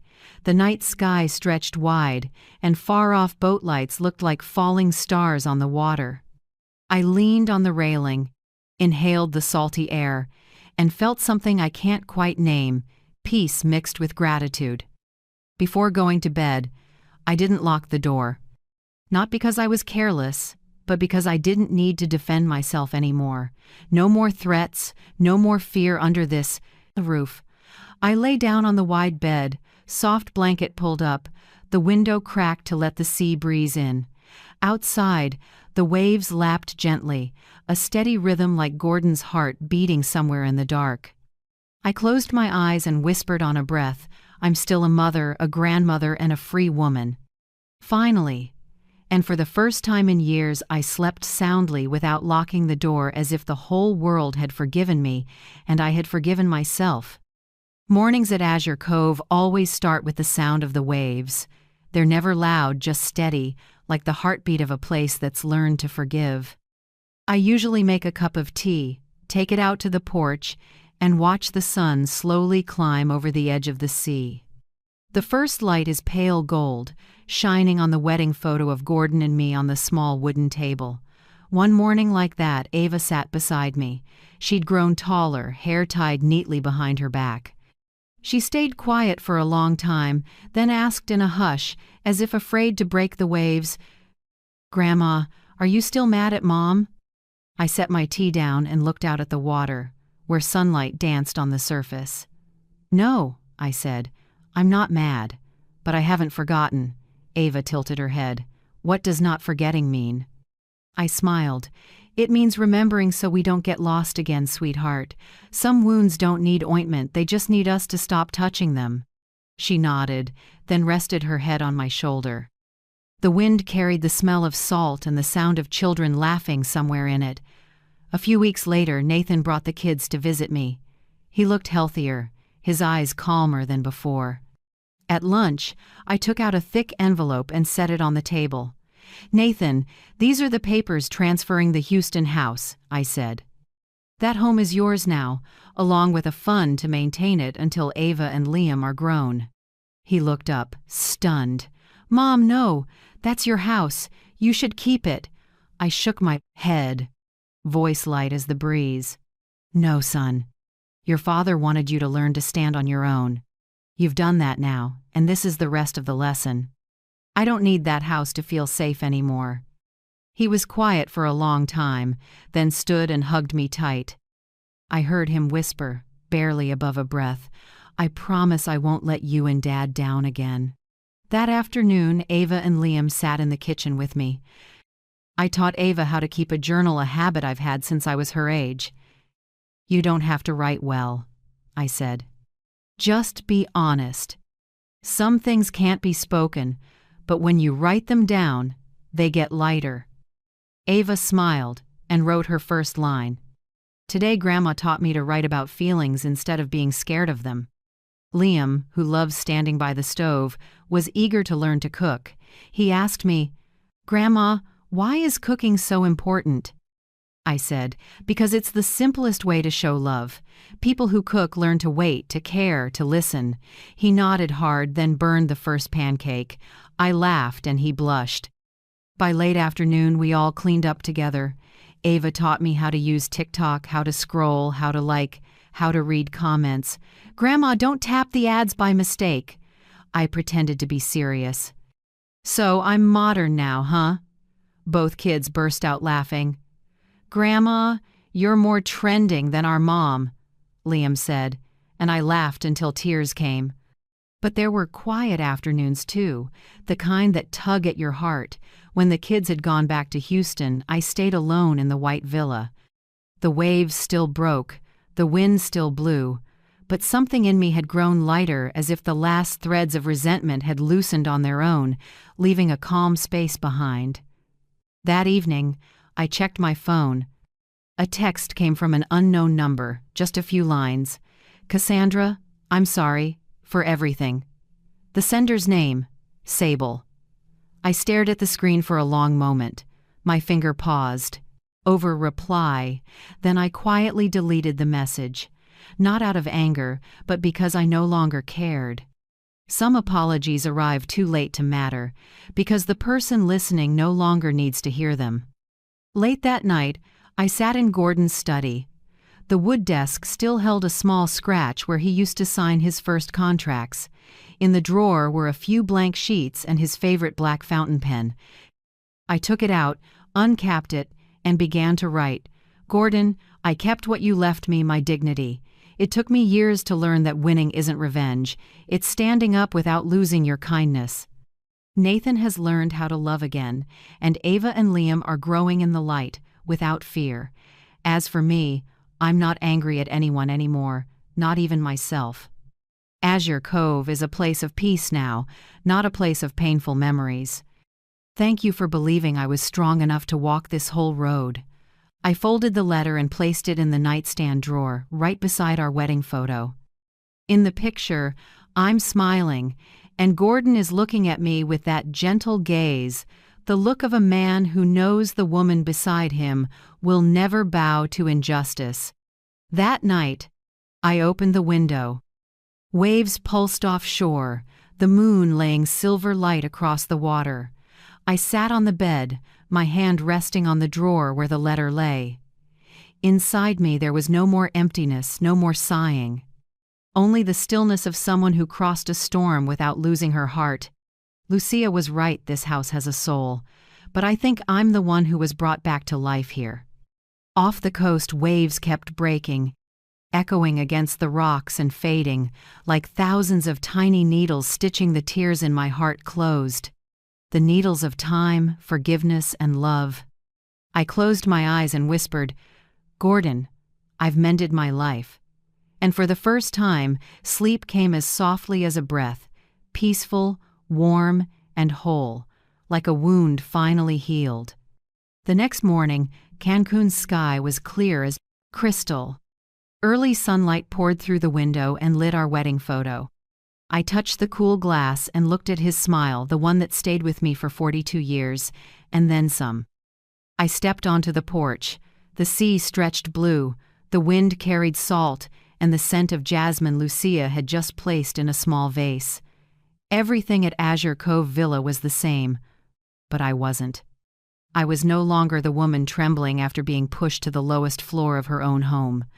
I was the woman who stood up quiet and steady and took back the right to live with dignity. At noon, Nathan called on video. Ava and Liam squeezed into the frame, laughing as they showed off. "Grandma, we grew tomatoes. They're almost as tall as me." I laughed and said, "Good. Everything beautiful starts with planting." Nathan looked at me, smile warm. "I think You planted the most precious thing, self-respect and love. I said, no, your dad planted it. I just tended the soil. In the afternoon, I walked the beach, leaving footprints and watching the waves erase them. Life is like that, old wounds fade and lessons remain. I stopped by the big rock where I liked to watch the sunset and murmured, Gordon, do you see? I did it. The sun sank, a pale gold spilling across the water. From a distance, Lucia called, Signora Cassandra, dinner is almost ready. I turned back, smiling, feeling as if I'd just closed a long book, not with a period, but with a quiet breath. Night fell, and I wrote the last lines in my journal. I lost what I thought I could never get back: trust, respect, family. But in losing, I found myself. Some victories don't roar. They're just a regular woman learning to laugh again after the storm. I closed the journal and set it on the table. Outside, the waves kept answering beat after beat, like Gordon's reply, like the breath of a new life. I turned off the light, cracked the window to let the sea air in. Moonlight washed the room in soft silver. I closed my eyes, knowing that tomorrow morning I'll step onto the porch, pour a cup of tea, and smile at the sunrise like a promise to myself that I'll live, love, and keep telling my story with peace. If you're hearing this from anywhere in the world, tell me, where are you listening from? My life may be different, but our feelings are the same. We've all been hurt, and we all long to be loved the right way. Leave a comment and tell me how you've healed a hurt with kindness. And if you believe, like I do, that kindness is still the strongest power we have, please like, subscribe, and stay for the next stories. Thank you truly for listening all the way to the end. Because if someone out there hears this journey, then I know every wound is worth healing. After the 71st birthday dinner my children threw for me, I smiled as I tidied up the cake and flowers, my heart full of gratitude. I thought maybe I was still lucky to be loved at this age. But when I went back to the living room to grab the shawl I'd forgotten, I heard my daughter-in-law's voice slice through me like a cold knife. It's time to dump her in a nursing home. They know how to handle senile old people there. When she dies, we split the estate evenly. I froze behind the kitchen door, hands shaking, listening to a pen scratching on paper, tallying percentages beating in time with my racing heart. The others just nodded, calm as anything. There's a very good place in Lisbon for someone like Mom. The whole house, the place where I'd rocked my babies to sleep and cooked our first family meals, suddenly felt like a cold courtroom. My throat tightened, my breath strangled by the fading scent of birthday flowers. Quietly, I switched my smartwatch to record ending 2 years of playing the gentle, compliant mother. They had no idea that this warm birthday night would launch a counterattack that would end with them paying the price behind bars. If you're still listening, tell me where you're watching from.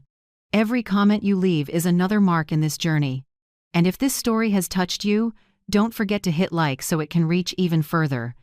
I'm Sylvia Carver, 71, a widow living alone in a small wooden house on the outskirts of Portland, Maine.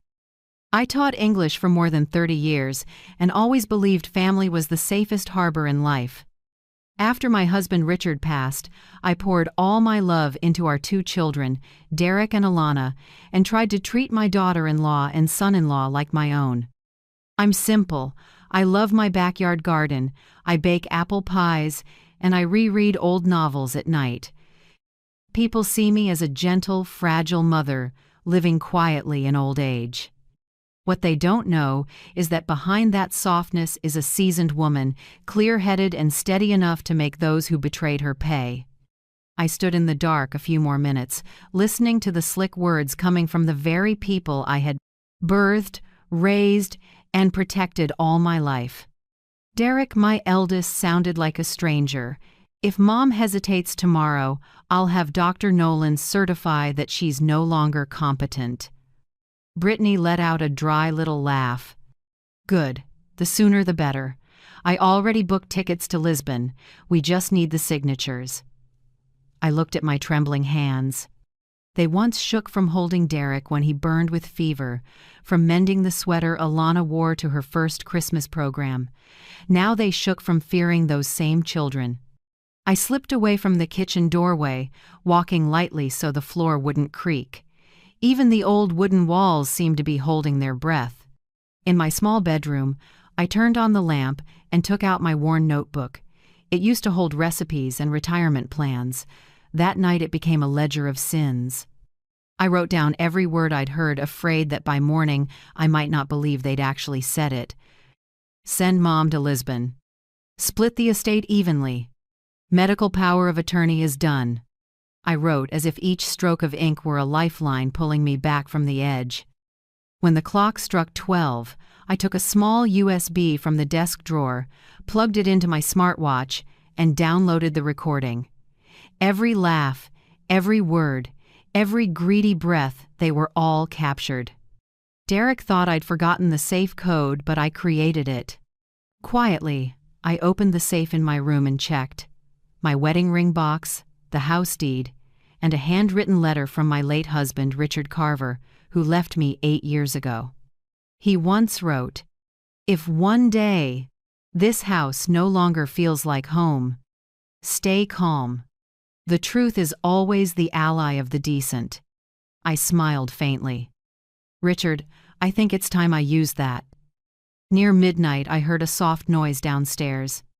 I crept to the stairs, hid behind the wall, and saw Derek opening the secondary safe in the study, the one where I kept a few keepsake pieces of jewelry. Brittany stood guard, lighting the way with her phone. "Take it all. She won't need it tomorrow," Brittany whispered. I clenched my fists until my knuckles went white. I wasn't a mother to them anymore, just an obstacle between them and money. The next morning I pretended to wake late, eyes puffy like an insomniac old woman. Derek knocked on my door, voice airy. "Mom, Dr. Nolan will drop by for a checkup. Just routine." Routine. The word sounded like a sentence. I nodded lightly, smiling, hiding the fury boiling in my chest. Once they left, I opened my old laptop. The password still worked. In my email, I wrote to my former attorney, Renee Park, with an innocent subject line, "Roof insurance check." In the body, I wrote one line, "I need to see you as soon as possible. Urgent. Don't call." I printed every bank statement, noted the credit card numbers and the extra card Derek once talked me into opening, then sealed it all in an envelope and hid it in the flour bin in the kitchen pantry. Derek and Brittany hate to cook safest place there is. That afternoon, when Alana stopped by, I heard her whisper to her brother on the porch, "Dr. Nolan signed already. All that's left is the tickets tomorrow." I stood by the window and watched their reflections in the glass. The late sun threw a pale gold over everything, but I felt cold as steel. That night, I checked the doorbell camera via the app. One by one, Derek, Brittany, Alana had entered my house with their own keys while I was away the week before. I saved all the clips to an external drive and laid it carefully next to Richard's letter. I spent the whole night building a timeline, my own reverse plan for my fate. Morning, they'll unveil the vacation gift. Noon, fake checkup doctor. Nolan certifies incompetence. Afternoon, flight to Lisbon. Tomorrow night, my house is no longer in my name.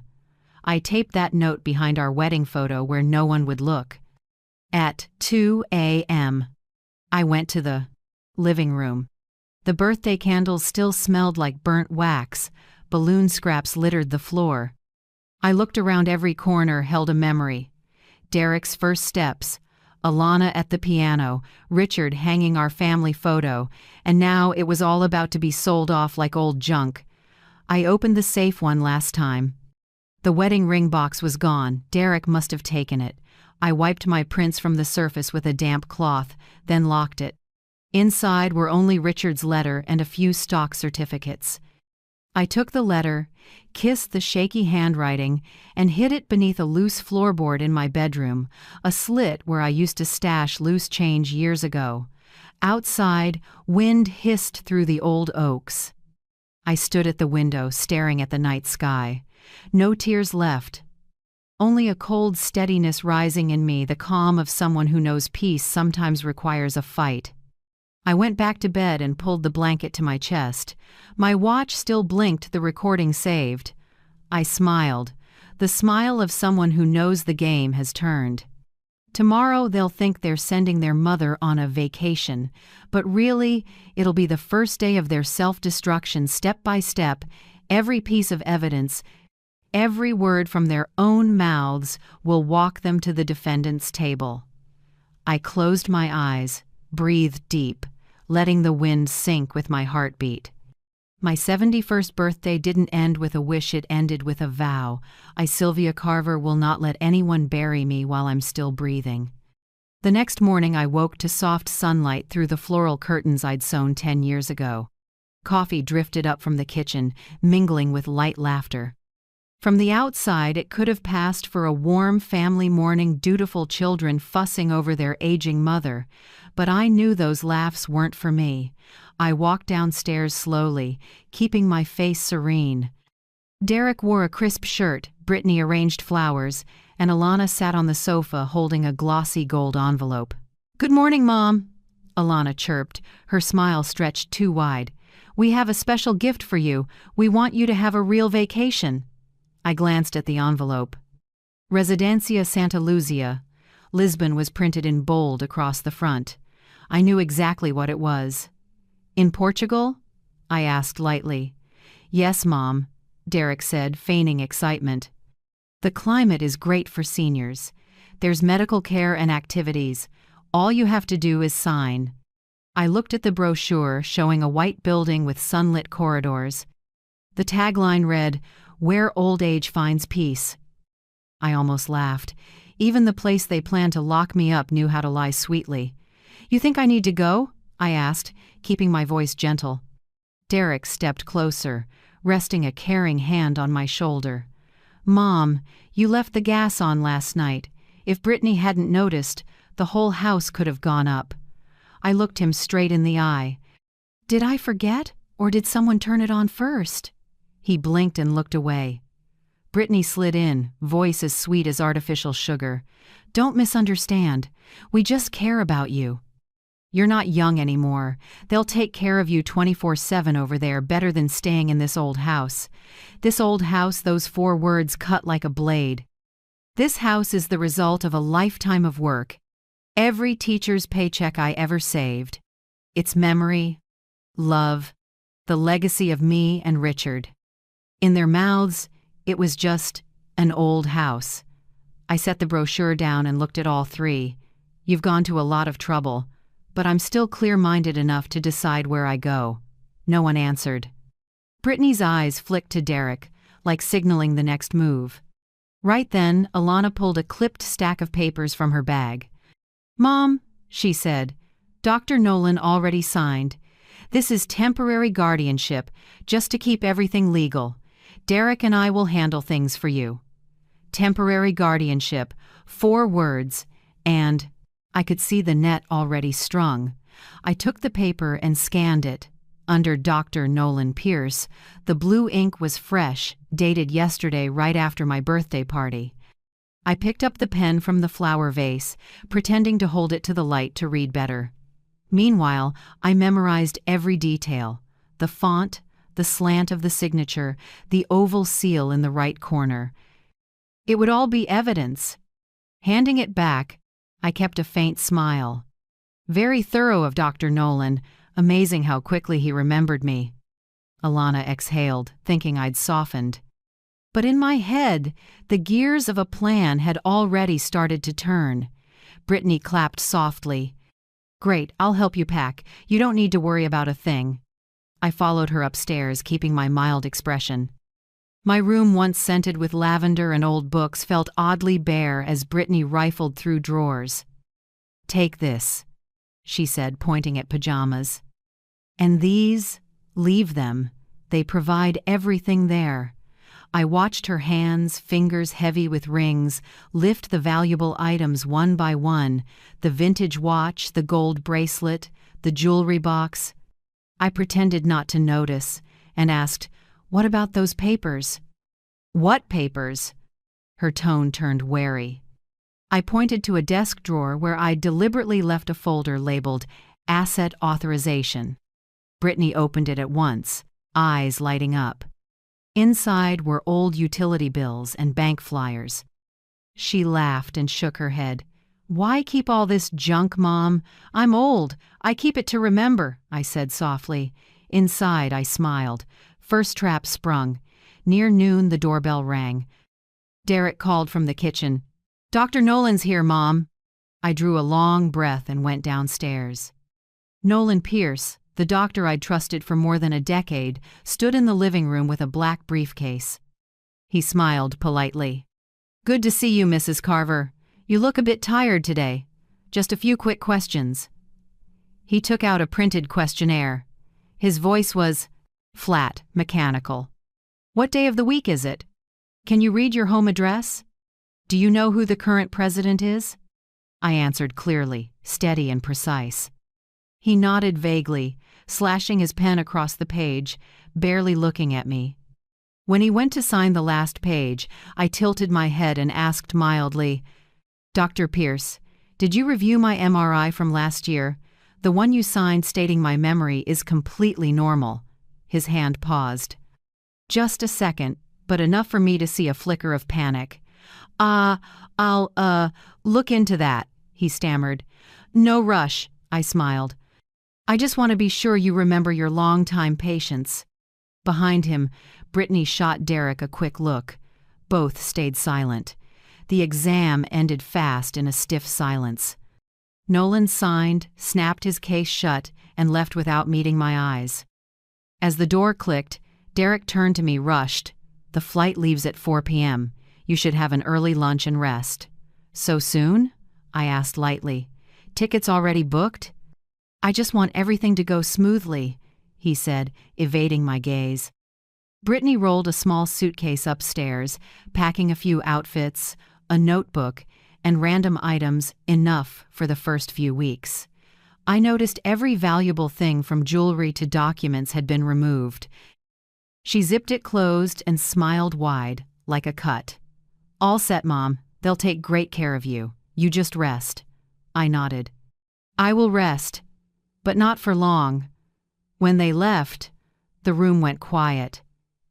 I sat on the bed, looking at the tiny suitcase, the sum of what they thought should be my remaining life. I laid my hand on the cold metal latch. Under the calm, I knew I wasn't a cornered old woman anymore.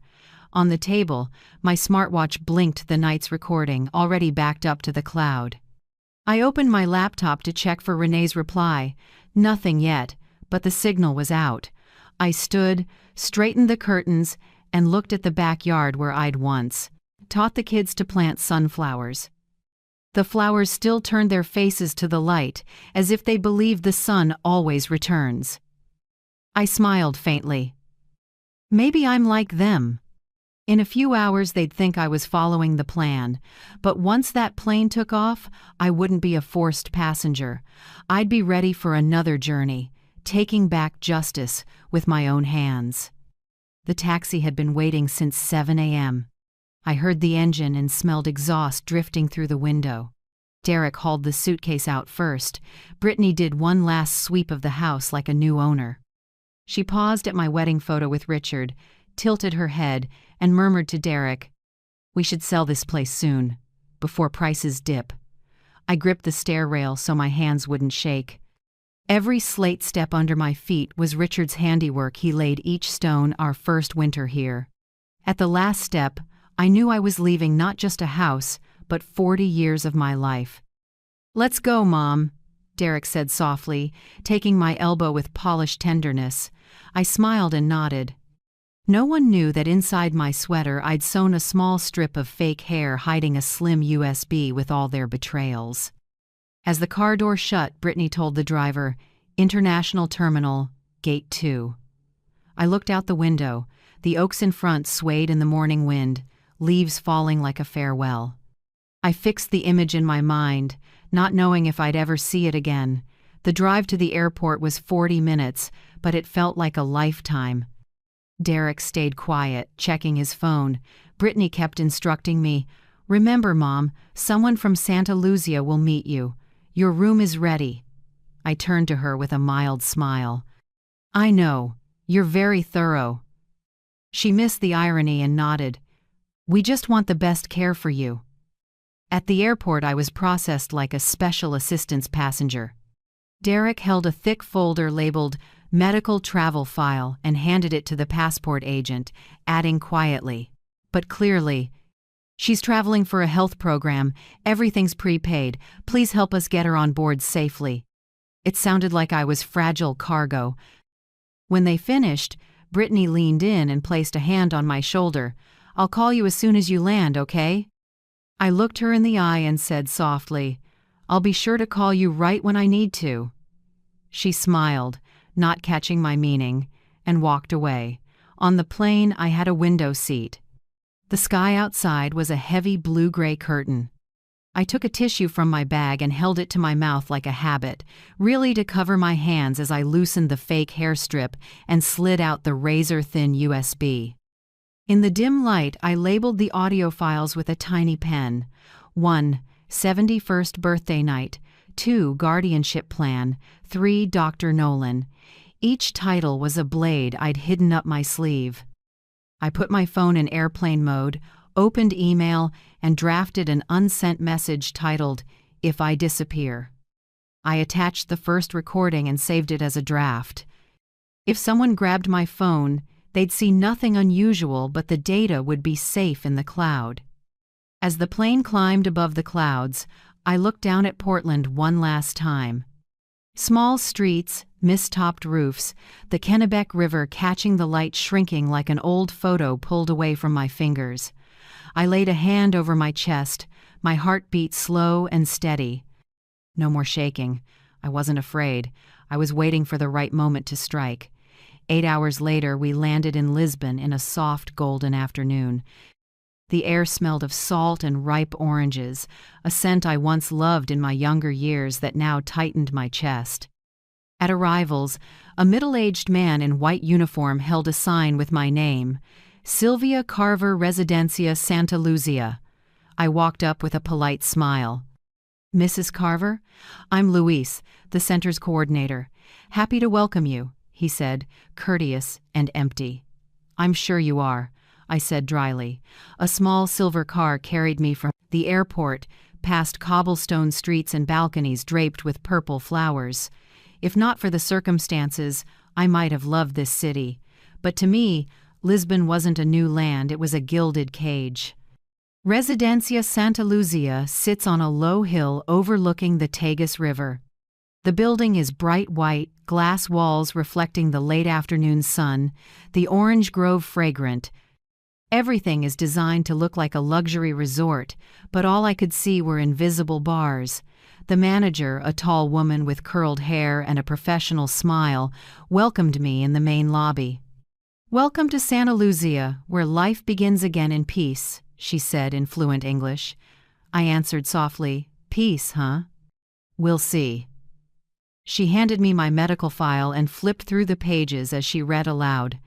"Mrs. Carver, 71. Diagnosis: mild cognitive impairment. Risk of wandering. Requires regular supervision." I closed my eyes and memorized every phrase. Mild cognitive impairment. Risk of wandering. That's the language that legalizes confinement. My room was number 207 on the second floor. The window faced the Tagus, where the sunset spread like honey on the water. Everything was clean: white bed, small table with a vase of oranges, beautiful to the point of empty. I opened my suitcase, just a few outfits, a notebook and an old coat. No family photos, no wedding ring, no letters from Richard. "You have a roommate," the manager said, pointing to the opposite bed. An elderly woman with silver hair was embroidering a handkerchief. She looked up, smiling kindly. "I'm Donna Teresa, 82. You just arrived?" "Yes," I said. "They told me this is a wonderful place to rest." She gave a small smile, eyes sad. "You get used to it. Everyone says that when they come." I nodded, but all I felt inside was a long stretch of cold. That evening they brought my first meal: pumpkin soup, bread, and a small pill on the tray. I asked, "What is this?" "Pill?" The nurse smiled.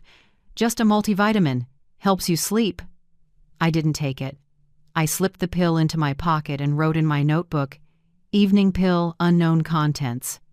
When night fell, the river's waves mixed with the light wind outside the window. I sat at the table and switched on the small lamp. Warm light spread across a blank page. I opened my notebook and wrote the first line, "Day 1, Lisbon. The taxi is gone, the house is gone, but I still have my memory and my evidence. Tomorrow, call Renee. Begin." I closed the notebook and let out a long breath. In the dark, Dona Teresa snored softly while I stayed awake. Every sound of the night felt like a countdown. I knew life in this beautiful prison would test my patience. I also knew that in every overbright corner of Santa Lucia, I would find a way out. I lay back on the bed and stared at the stark white ceiling. The smell of cleaner mixed with a sharp orange scent. I closed my eyes, but I didn't pray for sleep. I just repeated 3 words like a quiet vow. Remember, wait, strike back. Tomorrow morning, when the sun comes through the window of room 207, I'll start the next chapter not with tears, but with a first phone call. The fight to reclaim my dignity had started, and this time I'm the one holding the keys. The next morning, Lisbon's sunlight slanted through the window of room 207, lighting the white curtain as if nothing were sad here, but I knew light doesn't erase the feeling of being locked in. I ate breakfast in silence, the oatmeal already cold, the multivitamin warming in my palm with my body heat. I quietly tossed it down the bathroom drain, then opened my notebook and drew a line. Day 2. No pills. Around 10 a.m., I went to the nurse's station and offered a gentle smile. I'd like to make a video call to my granddaughter. She misses me. The young nurse, named Sophia, answered softly, "Of course, Mrs. Carver. The computer's in the common room, I'll turn it on." The old computer sat in the corner, silver-framed monitor, keys worn smooth. When Sophia stepped away, I opened the browser and typed the email address, "Only Renee Park," and I knew. My heart pounded so hard I could hear it. I typed fast, no accents, no greeting. "Renee, I'm safe. At Santa Lucia, Lisbon. They lied about my condition. Need urgent help. S." I hit send, then pretended to open Zoom to complete the act of calling my granddaughter. Not even 10 minutes later, a new mail chime sounded. I opened the inbox, and when the subject line popped up, my breath stopped. From Renee Park, subject, urgent reply. "Where exactly are you?" "Derek just brought your death certificate to the bank to withdraw all assets. They say you passed away in Lisbon." They didn't just want the house and the money, they wanted to wipe me from the legal record, as if I'd never been their mother. Have you ever seen a loved one treated cruelly just because they were old? Share how that felt in the comments, so voices like this aren't forgotten. I went numb. My fingers fell from the keyboard. The characters on the screen blurred. So they weren't only removing me from my home, they were erasing me from legal life. They buried me on paper. It took me nearly 5 minutes to breathe normally again. Once steady, I opened a reply and typed slowly, 1 word at a time. "Renee, listen closely. Temporary guardianship signed by Dr. Nolan Pierce, dated the day after my birthday. Sent to Lisbon was forced. Derek and Alana hold my passport. Brittany took assets. I have recordings. Freeze everything now. Sylvia." In less than 10 minutes, her response arrived. "You need to sign an emergency power of attorney so I can file for a protective order and freeze the accounts. I'll send an international form valid between the U.S. and Portugal with consular verification instructions." I printed on the center's machine. They didn't notice, signed all 3 copies, then asked Sophia to scan and send to my daughter in the U.S., really sending them straight to Renee. Renee replied right after. Step 1 done. I've filed the freeze request. I'm sending in a colleague in Lisbon, Attorney Miguel Duarte, to support you. Be cautious. Don't trust anyone there. I closed the computer, my heart still racing. In that moment, I knew I'd just reclaimed the most important thing, the right to exist on paper. At noon, the facility manager came into my room wearing a stiff smile. Mrs. Carver, I need to verify your file. There are a few items to add. She opened her case and pulled out a thick stack of papers. I glanced over it. Passport copy, medical records, admission form, treatment consent. All bore my signature but not written by me. I feigned confusion. I've signed so many forms, I don't remember. May I take another look? She hesitated a few seconds, then nodded. I flipped page by page, eyes noting every detail, stamps, dates, and especially the line that read, Mrs. Carver has moderate cognitive decline. I looked up. Which doctor certified this? Dr. Nolan Pierce, your physician in the States. That's his original signature. I gave a thin smile. Right. The same man who confirmed I was fine 6 months ago. She looked flustered, then hurried to gather the papers. Either way, please rest assured, your family loves you very much. They call every day. I tilted my head. Do they?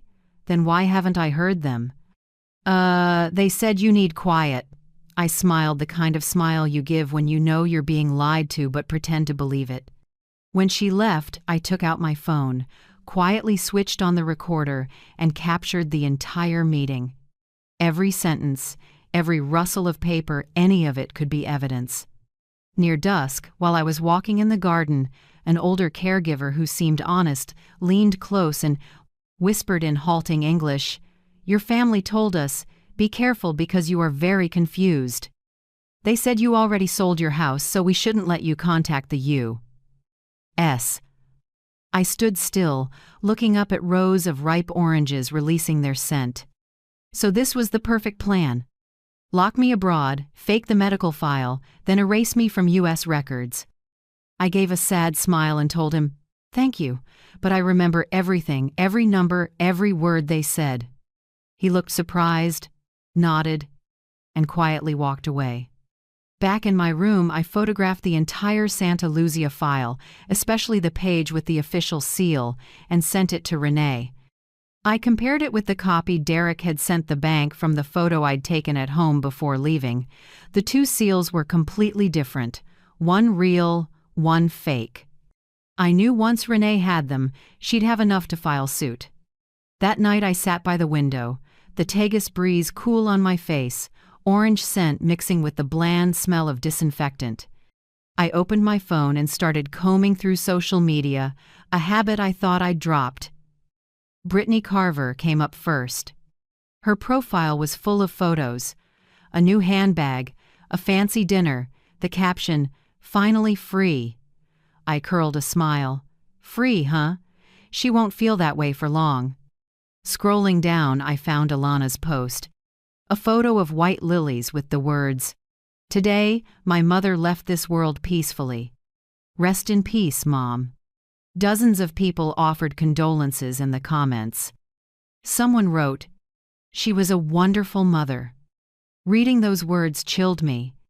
They had truly killed me, not with knives, but with words, with signatures, with a fake seal. I closed the phone and looked in the mirror.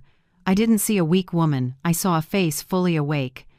I whispered to my reflection, You want to bury me alive? Fine. I'll be the ghost that won't let you sleep. Lisbon's night was unusually quiet. Only the wall clock ticked each second. I opened my notebook and wrote, Day 3 Portugal. Renee got the email. Miguel Duarte will come. Derek declared me dead. Alana cried online. Brittany spent money. They think they've won. They forgot. I'm alive. And I remember. I folded the notebook, set down my pen, and looked out the window. Moonlight glittered on the Tagus. Richard, I whispered. "I promise you, the children you raised will face justice, not with rage but with truth." I turned off the light. In the dark, I felt calmer than ever. I wasn't a prisoner anymore. I was someone hiding in the enemy's stronghold, waiting for the right moment to strike. When the clock hit midnight, I closed my eyes and smiled. Tomorrow, I'd meet Miguel Duarte. And then the curtain of lies my children built would start to tear piece by piece. The next morning, I was told I had a visitor. When I walked to the lobby, I saw a steady-looking middle-aged man in a light gray suit holding a black briefcase. He introduced himself in gently accented English. "Mrs. Carver? I'm Miguel Duarte, associate of attorney Renee Park. I'm here to support you legally." He showed a bar card from the Lisbon Bar Association. Everything looked proper and professional. I shook his hand, feeling a firm, warm steadiness, the exact thing I needed. "Renee filled me in," he said as we sat at a small table in the lounge. "I need to verify some data before we move to freeze the accounts. Here, you have the right to request access to your own medical and financial files, including admission records." I nodded. "I'll do everything. They used the law to bury me. Now I'll use the law to bring me back." Miguel smiled and opened his laptop. "Exactly." He walked me step by step into the patient portal, a tool I never thought I'd need.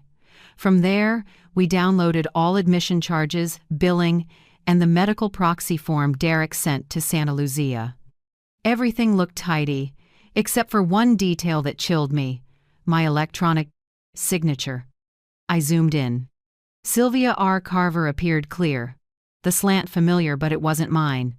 I write with a slight left slant. This one tilted right. Neat to the point of mechanical. Miguel pointed gently. IP address of the signer 198.62.4.177. Ring any bells? I shook my head. He continued, "It's registered in Maine, right in Portland, and the address matches Derek Carver's home." A cold line ran down my spine. I looked up, my voice hoarse. "So he signed for me." "Exactly. Under federal rules, that's electronic identity fraud. Very serious." Miguel immediately sent the data to Renee. In under an hour, I got her reply, "I've filed an emergency motion to freeze all co-owned accounts. Banks in Maine and Boston have been notified. Derek can't pull another dollar.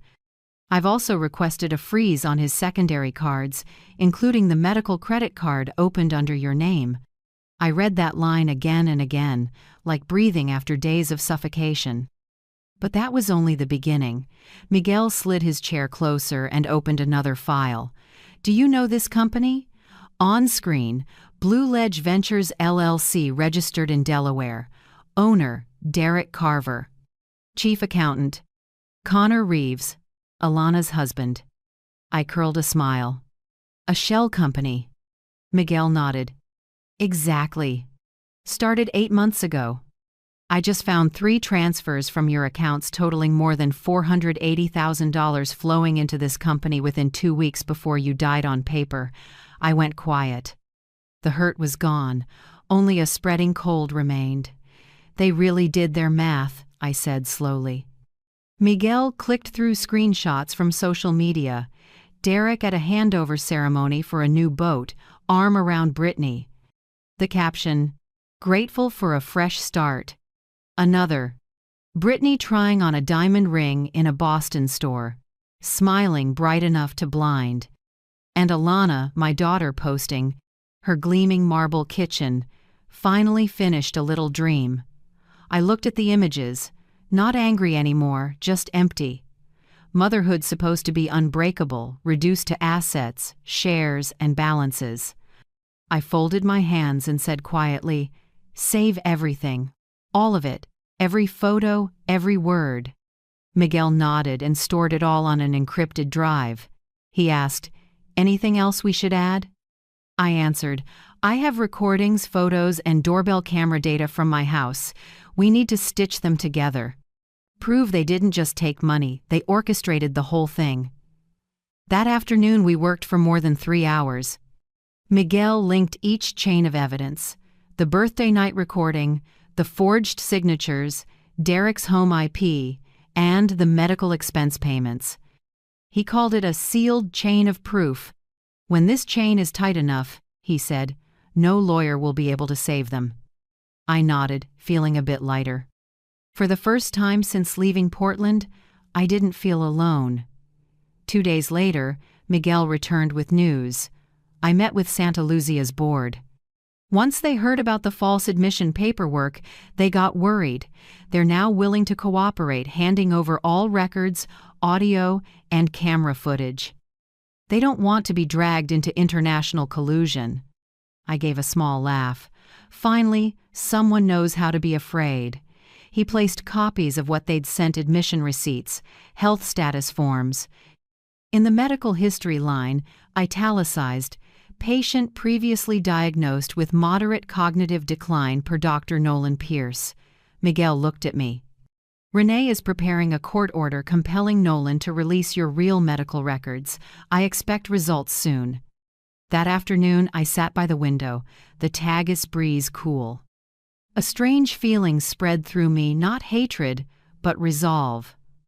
What I'm doing isn't just about money or reputation. I'm taking back the right to trust myself. 3 days later, Renee's email arrived. Sylvia, we obtained Nolan's records. It's all clear. 6 months ago, he signed normal cognition. But the version Derek submitted says moderate decline.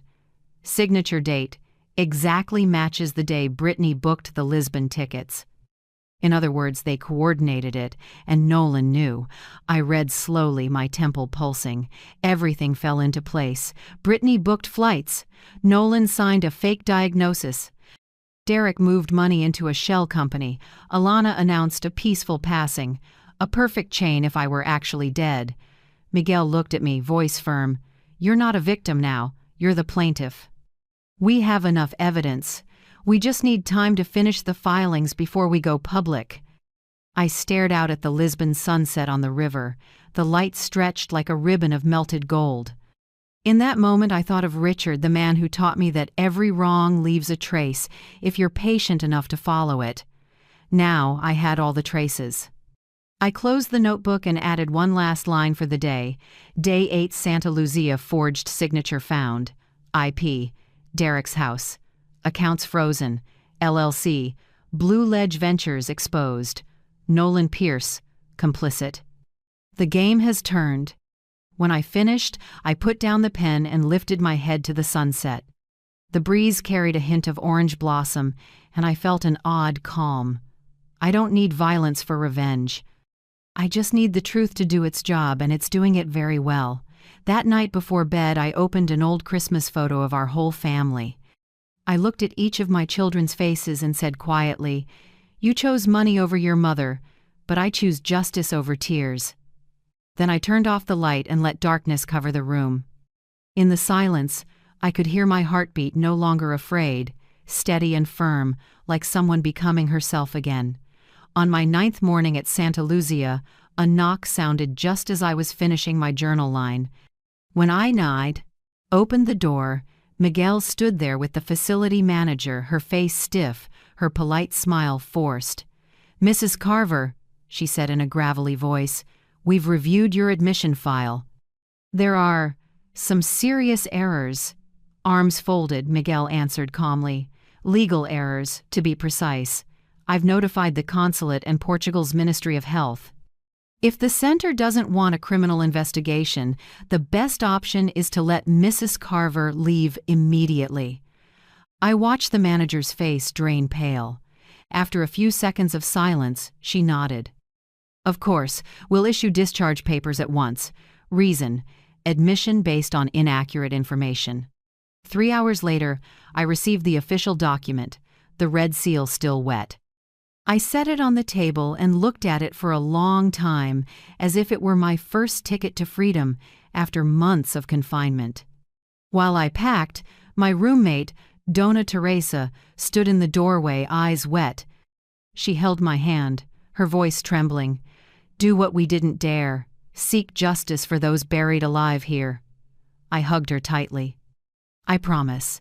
And when this is over, I'll send you a card to prove we still have a voice. My suitcase was light. A few clothes, a notebook, and the USB stitched deep inside my sweater pocket. Miguel walked me to the car. Santa Lucia shrank in the rearview mirror, white walls, blazing orange groves. I knew I'd never forget that sweet scent, the smell of freedom laced with bitterness. The U.S. consulate in Lisbon sits on a leafy street, the American flag rippling in the noon sun. Stepping through the gate felt like walking back into the part of my life that had been cut off. Miguel introduced me to a consular officer, a young, solid woman named Emma. "We've been briefed on your case," she said. "We'll record this as international fraud, but first, we need to verify your identity and your cognitive status." I smiled. "I'm more than willing, as long as no one calls me incompetent again." The evaluation took over an hour. Memory, response, reading, writing, arithmetic. I answered clearly, even recalling Richard's social security number from 1989. When we finished, Emma smiled at me. "Mrs. Carver, I'll state in the report, fully lucid, fully aware of actions and circumstances. Welcome back to the legal status of your own citizenship." I smiled through tears. Every paper and seal today didn't just restore my name, they restored me. Miguel walked me out into the sunlight glinting on his hair. "Renee just texted," he said. "A court in Maine has issued a temporary protective order for you and the property. All transactions to sell your house are suspended. They can't do anything further." I exhaled, like dropping a boulder from my chest. "So, I can finally go home." "Yes." He nodded. "And when you're back, we'll let them step confidently into the trap they dug themselves." 2 days later, I boarded a flight back to Boston. For 10 hours, I couldn't sleep. Each engine vibration kicked my heart, as if I feared this was only a dream. When the wheels touched down, I gripped the armrest and breathed deep. The smells of coffee, exhaust, and melting snow wrapped around me. Renee waited at the international arrivals door. Without a word, she hugged me hard. Warmth spread through me, pushing out the months of strangeness.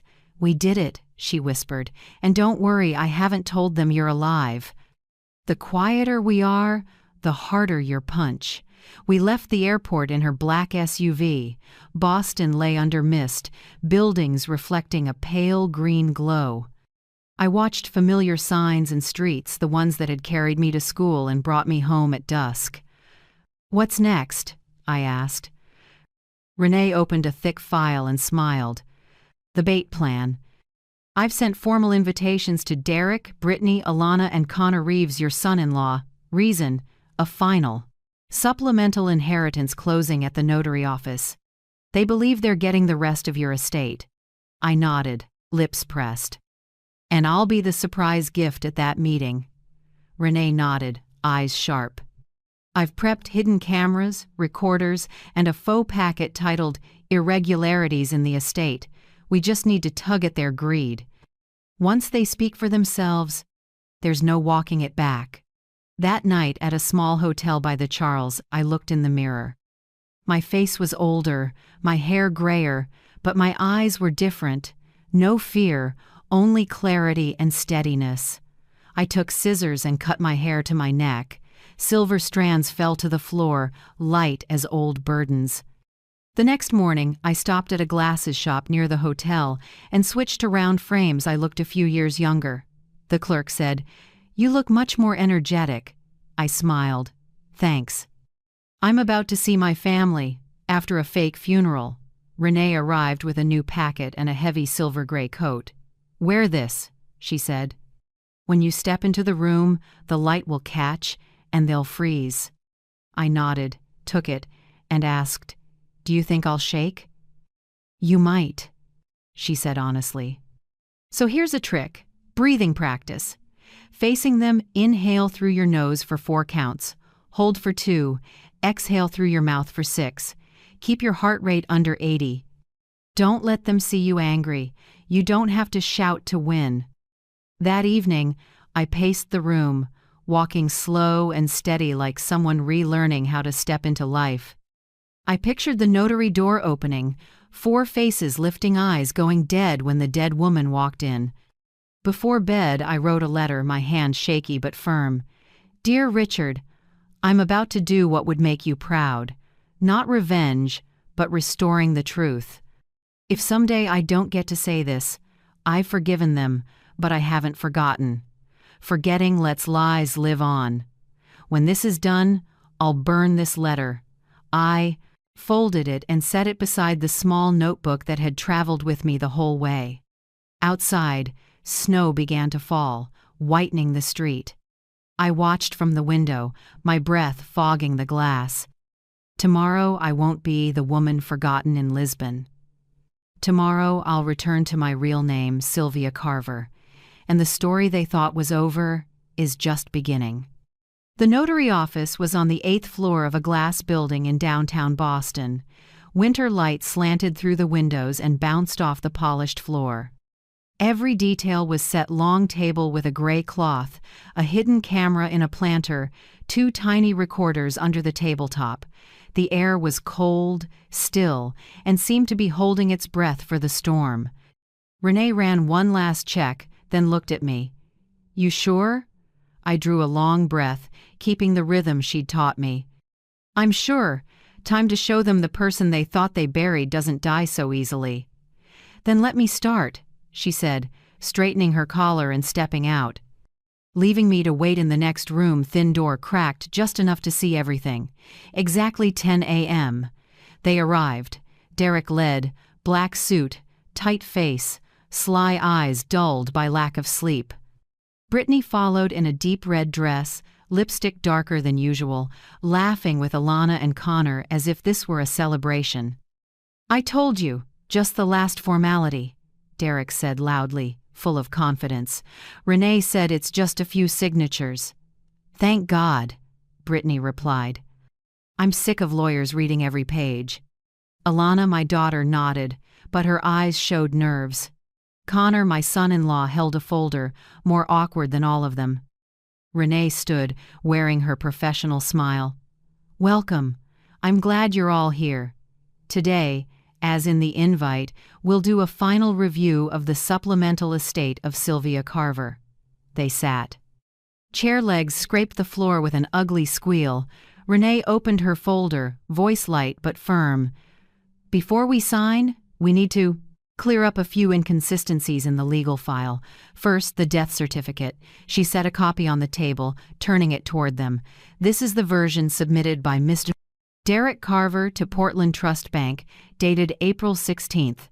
However, she placed another page with a fresh red seal. This is the official confirmation from Residencia Santa Lucia, Lisbon, Mrs. Sylvia Carver was discharged on March 24th, fully lucid, and signed in her own hand.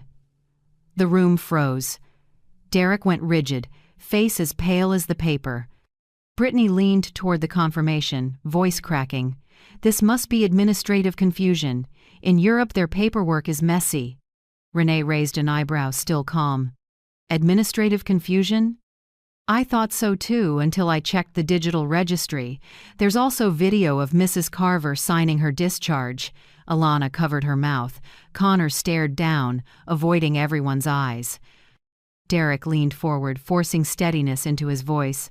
Regardless, my mother, she was very weak. The center could have made a mistake. Renee nodded slightly, as if she'd been waiting for that. She clicked a remote, and the screen behind her lit up.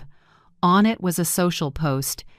Brittany Carver in a white dress, smiling in a fancy restaurant, with a caption, New Freedom, New Beginning. This, Renee said slowly, was posted March 25th, the exact day Mrs. Carver was taken to Lisbon. Care to explain? Brittany's throat closed. Her fist clenched, a chip flaking from her nail polish. It was just a joke. A joke about freedom the day your mother-in-law died on paper? Renee's smile turned cold. Hilarious. Connor tried to interject, flustered. I think we should stick to the inheritance process. Renee pivoted, voice sharp as a blade. Then tell me, Mr. Connor Reeves, who filed the tax return for Blue Ledge Ventures LLC, a company funded with money withdrawn from Sylvia Carver's accounts. Connor opened his mouth with no sound. His throat bobbed, then rasped. I only did accounting support. Derek said it was the family's investment fund, Renee cut in. And you didn't find it odd that the fund launched right when your mother was declared incompetent and then dead on paper? No one answered. Only the clock ticked and breathing grew loud. Brittany hissed at Derek. You said everything was handled. Shut up, I'm handling it, he snapped. That was my cue. I pushed the door. The hinge gave a small, eerie creak. 4 faces turned as one. I walked in, slow and steady on the wood floor. I'm here, I said, voice calm but ringing. Very alive. And very clear. Time stopped. Alana burst into tears, hands shaking over her mouth. Connor's chair scraped back as he went pale. Brittany froze, eyes wide, then lunged for her phone, jabbing at the screen as if she could erase old posts. Derek, my son, swayed, bracing on the chair back, mouth open with no words. I stepped to the table and set down a small USB. The dry click sounded like a coffin tap. Listen, I said evenly. Listen to yourselves how you divided your mother that night. Renee hit play. The audio came through clearly, every laugh, every word. When she dies, we split it evenly, and that jade bracelet, I'm taking it. Send her to Lisbon. They keep old people like prisoners there. Brittany's small laugh, Derek's hand slapping the table, and Alana's soft voice. As long as Mom doesn't suffer, I won't object. The room went still. None of them could meet my eyes. Only the recorder kept running, its red light blinking steady. I looked at each face, the ones I'd kissed goodnight, the hands I'd held through fevers now bowed like children caught stealing. I spoke slowly, firmly. Do you remember? When Richard died, we promised never to let this family fall apart. Yet you buried your own mother. For money. You sold off trust, and now that trust will be the evidence against you. Brittany gulped. Mom, what you heard. We were just angry. I gave a thin smile. Angry? What about the fake death certificate, the fake accounts, and the new Freedom Post? Anger or calculation? Derek finally found his voice hoarse. Mom, we were afraid you'd be scammed, taken advantage of. I wanted to protect you. Renee let out a small laugh, the kind that waits for a line like that. Really? Because the statements show you moved more than $480,000 into your own company. I looked straight at my son. Remember what I taught you? Good intentions never need forged papers. The room sank into silence. Then click the second recorder chimed, marking that the entire meeting had been captured. Renee stood, slid the USB into a sealed envelope. Thank you. We're done. Everything you just said will be forwarded to federal court and the Maine State Police. Derek lunged up. No! You can't. Renee cut him off, ice cold. We can. Because your mother, the one you declared dead, re-signed all legal documents 2 days ago. She's the plaintiff. And you, unfortunately, are the defendants. I pulled my gaze back and turned to leave.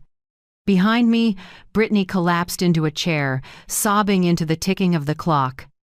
Derek said nothing, gripping the table until his knuckles went white. At the door, I looked back once. You claimed I wasn't clear-headed enough to manage my life. Today, I proved the opposite. Then I stepped into the hall.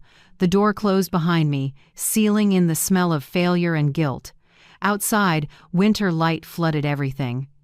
I took a deep breath and heard my heartbeat slow, steady, free. Their game was over. As for me, I was finally the one holding the cards. Police arrived the next morning. 3 black cars stopped in front of the notary building, lights flickering, softly on the glass. Inside the conference room, the air felt dense, like there wasn't enough oxygen. 4 of them sat in a row: Derek, Brittany, Alana, and Connor, each with a different look, but all with the same thing underneath: fear, badly hidden under fake calm. Renee sat across from them, stacking documents neatly. I sat beside her, quiet, hands on the table's edge. In front of us, 2 officers and a representative from the Maine Attorney General's office watched. The formal confrontation began. Renee started by playing the recording they thought they'd erased yesterday.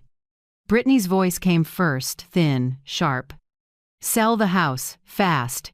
If we wait, her papers expire, and we'll have to redo everything." Derek's voice cut in. "I've done the math. 60% from the house, 20% from savings, 20% from company shares. We split it, and no one says a word." Then Alana, shaky but clear: "As long as the guardianship has Dr. Pierce's signature, everything's legal." The words rang in the dead quiet room. I didn't look at them. I stared at the screen. Each sentence was a blade now driven back into the mouths that formed them. When the audio stopped, Renee said gently, "That was the first excerpt. Now, the financial evidence." She opened the second set: bank statements, rows of numbers, transfers into Blue Ledge Ventures LLC. $480,000 moved from Mrs. Carver's accounts while she was under treatment. Here's the boat deposit for Derek, Brittany's diamond receipt, and bank login IP history from the Portland address. Sweat beaded on Derek's lip. I don't know about that. Could be a system error." Renee slid one more page over. "What about this internal email?" From Connor Reeves. Subject: "Need to mask the transfers, code them as medical costs." Connor went chalk white, head down. "I just followed instructions." Derek said it was temporary. Renee didn't answer. She signaled an officer to note it. I watched their faces crumple, one by one, the children I raised and taught manners, now ducking their mother's eyes like midday thieves. Suddenly, Derek shoved back his chair and dropped to his knees in front of me. "Mom, we were wrong. We were scared you'd be alone, scared something would happen without us there. So we tried to control things." I looked at my son once, a source of pride, now a hollow ache. "Afraid I'd be alone," I repeated, voice tight. "So you killed me on paper? Forged medical records? Declared me incompetent? Then split the money? That's your version of love?" He broke down, but I had no tears left to share. Brittany cut in, hissing through her teeth. "I just did what my husband said. He said it was for your benefit." Renee gave a small smile and picked up a tablet, pressing play. Brittany in a living room, wineglass in hand, telling friends, "Finally no more toxic mother-in-law. I feel like a boulder's been lifted." The laughter in the video echoed around the room, harsh and cold. Brittany shot to her feet, face blazing. "It was a joke! I didn't know anyone recorded it." "The security camera in your home did," Renee said. "And it was uploaded 24 hours before Mrs. Carver passed away." The room fell silent again. Only the sound of wind slipping through the door crack, the smell of fresh ink, and the tang of nervous sweat remained. Alana, my daughter, spoke through a tremor. "Mom, I didn't do anything. I was just worried about the kids. If this blows up, they'll be affected. You love your grandkids, right?" I looked at her, my chest tightened, but my voice stayed even. "Which grandmother did you make them mourn, Alana? Their real grandma, or the shadow you created to legitimize your filings?" Alana burst into sobs, but I didn't move closer. Those tears were no longer apologies, just fear as the walls of calm, lies collapsed. Renee opened the medical file and set out 2 versions, one original, one fake. "Here is Dr. Nolan Pierce's signature on the real report diagnosis. Normal cognition. And here is the fake one Derek submitted. Moderate decline. If you compare the signatures, you'll notice something interesting." She placed the pages side by side. Even a person who couldn't read would see it. The handwriting was identical right down to the final ink dot. Renee only smiled. He used the same pen, the same handwriting, the same typo from last month's prescription. A sloppy doctor, a foolish scheme, and enough to put all 4 of you in prison. Derek clenched his fists, snapped. What do you want from us? Renee stayed calm. Not me, Mrs. Carver. I looked at my son, lowered my voice, each word dropping heavy.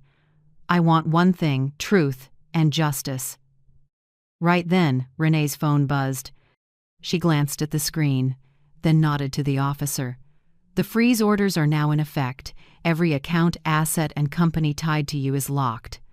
The police are ready to take statements. Brittany shot to her feet, screamed, No! I have small children! I can't, the officer replied evenly. You'll be allowed to call an attorney. The air thickened. I sat still, watching each of them grasp at flimsy excuses. Alana collapsed into her chair, face in her hands. Derek fell quiet, eyes drifting. Renee turned to me and murmured, You can choose. We can push full criminal charges, or you can set civil conditions if you want to leave a way back. I thought for a moment. Then I spoke clearly. I'll choose the lighter path if they accept 3 conditions. She nodded, signaling the prosecutor to record them. I continued. 1. Repay every dollar taken. 2. A public apology in court and to the media, admitting wrongdoing. 3. Mandatory therapy for at least 6 months to learn what remorse means. The room went dead still. Derek looked around, then shouted like a plea. No, you want to humiliate us? I answered softly, but each word cut through the air. No, I want you to face yourselves. That's what I taught you, and you forgot. Brittany stood, voice choked. We won't apologize publicly. Do whatever you want, sue us. I held her gaze for a long second, then nodded slowly. Fine. Then I'll see you in court. Renee gathered the files and signed the minutes. The police began escorting them out one by one to take separate statements. As Derek passed me, he stopped, eyes full of desperation. Mom, if you do this, I lose everything. I looked at him, offered a small, aching smile. You chose to lose me first, Derek. This is just the consequence. The door closed. Only I, Renee, and the pale gold light through the blinds remained. I sat quietly, no longer angry, holding a feeling I could barely name, exhaustion mixed with peace. Renee rested a hand on my shoulder and said gently, You just won the first battle. I answered softly, No, Renee. I just won my name back. Winning or losing, that's the court's job. I stood and looked out the window. The snow had melted. Boston sunlight washed the building across the street. In that moment, I understood that sometimes justice doesn't arrive with a gavel strike. It arrives when the person buried alive stands up and says, clearly and loud, I'm still here. 2 months after the confrontation at the notary office, Boston was still cold, but I'd grown used to this kind of cold yet clear, like justice coming into focus. They hadn't. My entire family was now officially defendants in a case for fraud, forged notarization, elder abuse, and money laundering through Blue Ledge Ventures LLC. Things I used to only hear on the news had become my real life, Renee told me, calm but firm. Prepare yourself, Sylvia. The first hearing will be heavy, but what you say isn't for revenge. It's to end a chain of lies. I nodded. I didn't shake anymore. The indictment ran nearly 40 pages. First was Derek Carver main counts, forged notarization, asset theft, abuse of trust against an elderly person, and interstate money laundering. Then Brittany accomplice, evidence concealment, and profiting from fraud. Connor set up a shell company and helped legitimize the money flow. Alana indirect accomplice, but considered for leniency due to cooperation. And then the name that chilled me, Dr. Nolan Pierce. The man who once shook my hand in his exam room, smiling, "You're still sharp, Sylvia," was now under a federal investigation list. The U.S. Medical Investigations Bureau found that within 8 months, he received 11 consulting fees from the shell firm Reeves Accounting, each exactly $7,500. Every payment matched the windows when Derek needed medical reports to finalize guardianship. Miguel sent me a memo. Payments disguised as expert consults for elderly patients. No supporting medical records. Funds transferred directly from an account managed by CFO Connor Reeves. The American Medical Association immediately suspended Nolan. Former patients spoke up, saying he often copied diagnoses literally copy-paste from other charts. A 79-year-old woman said, "He labeled me early dementia when I came in for joint pain. Reading that hurt and relieved me." It wasn't just me, many older people had been prey in a diagnosis-for-profit system. Derek hired an expensive New York attorney, a salt-and-pepper man with an oily, smooth voice. In front of cameras, he claimed his benefactor was a victim manipulated by a greedy wife. "It was all Brittany," he said. "She controlled my client's emotions to seize the mother-in-law's assets." Brittany hit back. She appeared in black, face wet with tears, declaring, "Derek forced me to sign. I did it because I was afraid of him. I had no power." Connor, the quietest one, was nailed by his own emails. One line was read aloud in court. "Don't worry, Derek. I'll mask that transfer under your mom's medical expenses. Running it through the LLC will cover it." Those words landed like hammer blows. Only Alana, my daughter, bowed her head and admitted it. During her statement, she said in a shaking voice, "I knew they were wrong, but I didn't dare speak up. I was afraid of losing my family, my job. I just wanted Mom to be safe." The prosecutor asked, "Safe by declaring her dead?" Alana broke down, then signed a partial plea, handing over all family group emails and messages. When Renee showed me those emails, I sat still for over an hour.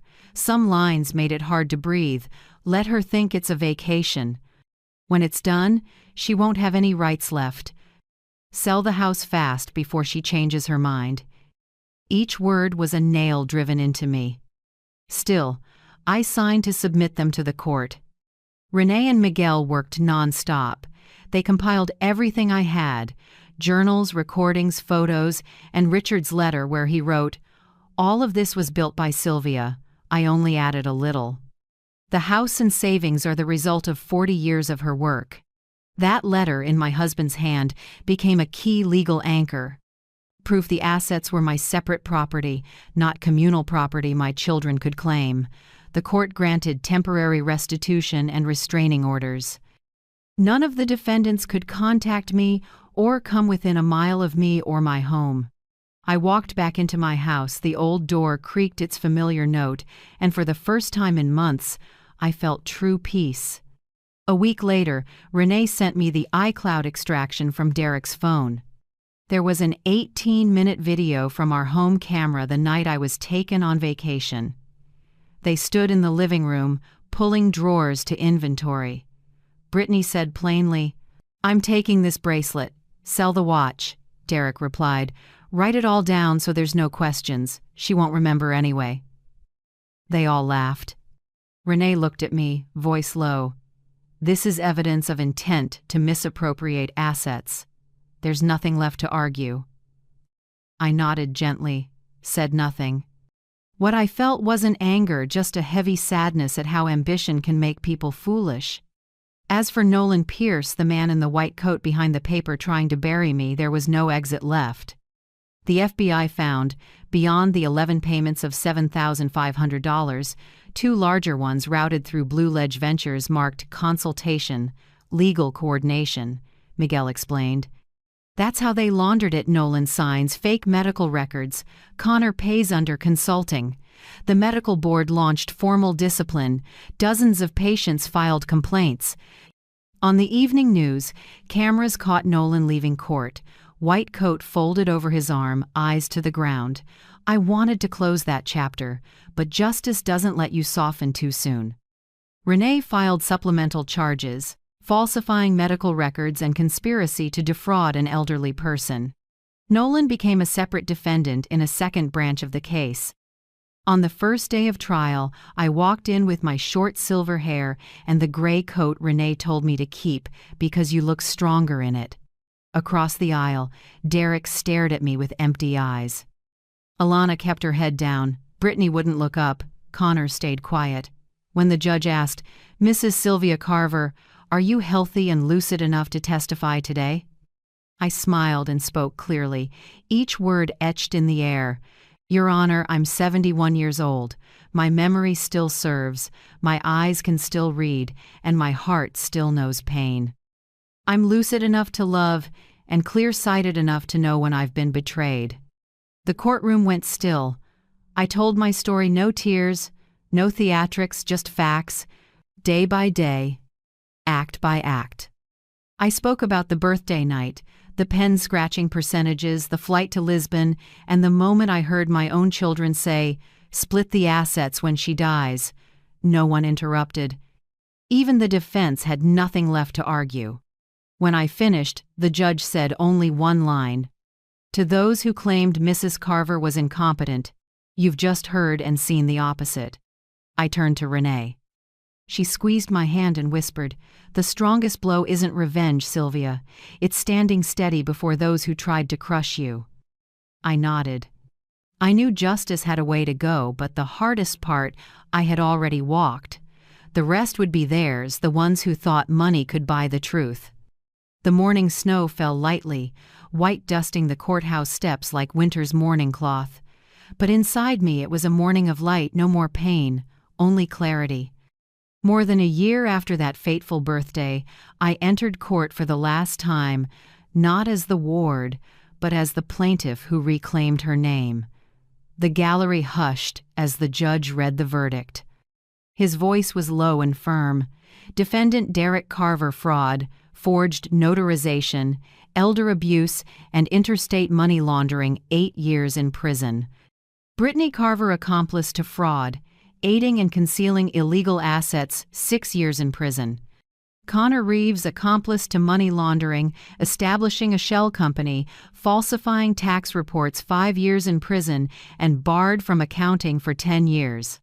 Alana Reeves, indirect accomplice, cooperated with the investigation, suspended sentence of 3 years and 1,200 hours of community service at a Maine nursing home. I heard each number like dry knocks against the walls of memory. No joy, just the sense that fairness had finally been named. Then the judge continued, Dr. Nolan Pierce for falsifying medical records and conspiring to defraud an elderly person, permanent loss of medical license, suspended sentence of 2 years and civil penalties of $350,000. He is also ordered to issue a public apology. Reporters swarmed as court adjourned, wanting the face of the mother who survived her own death certificate. I said only one short sentence. Justice isn't for revenge, it's to remind us that trust isn't for sale. A week later, the court ordered restitution and civil damages. Derek's boat was liquidated, Brittany's diamond ring auctioned, and Blue Ledge Ventures' assets seized. Everything converted to money, more than $3.6 million, including principal, interest, and emotional damages for me. When Renee handed me the check in an envelope, she smiled. "You didn't just get the money back, Sylvia. You got yourself back." I looked at the check, but felt only quiet. Not because of the number, because of being seen and restored as the truth. My house in Portland was restored too. I returned on a light, rainy afternoon. The old wood smell and dried cinnamon were the same. I changed the locks, the nameplate at the gate, and placed the new deed into a protective trust so no one, not even me, could lose it so easily again. That night I sat in the living room where arguments once echoed, where I once stood behind a door and heard my children plan to split the assets when she dies. Now there was only the soft tick of the fireplace and candlelight on my husband's photo. "Richard," I whispered, "I did it, and not with hatred." A month later, I accepted an invitation from the Maine Council for the Protection of Older Adults. They wanted me to speak at a community event to share my story as a warning. That day the hall was small but warm. Over 100 seniors listened closely, some holding hands, some wiping tears as I told the path I'd walked from a quiet birthday to a blazing courtroom. At the end of the event, an elderly woman, around 80, walked up and held my hand, trembling. "Thank you, Sylvia. I used to think I was foolish for not speaking up when my son controlled all my accounts. Now I know it's never too late to protect myself." I smiled. And that very night, I wrote a small document 12-point checklist to protect older adults as my promise to them.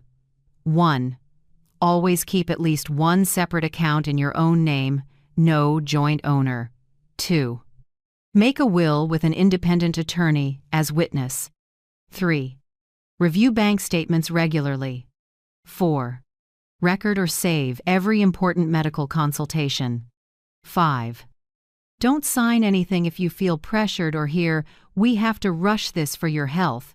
6. Choose your own doctor and lawyer. Don't rely on referrals from relatives with financial interests. 7. Keep copies of your ID and property titles in a safe place. 8. Use two-factor authentication for online accounts.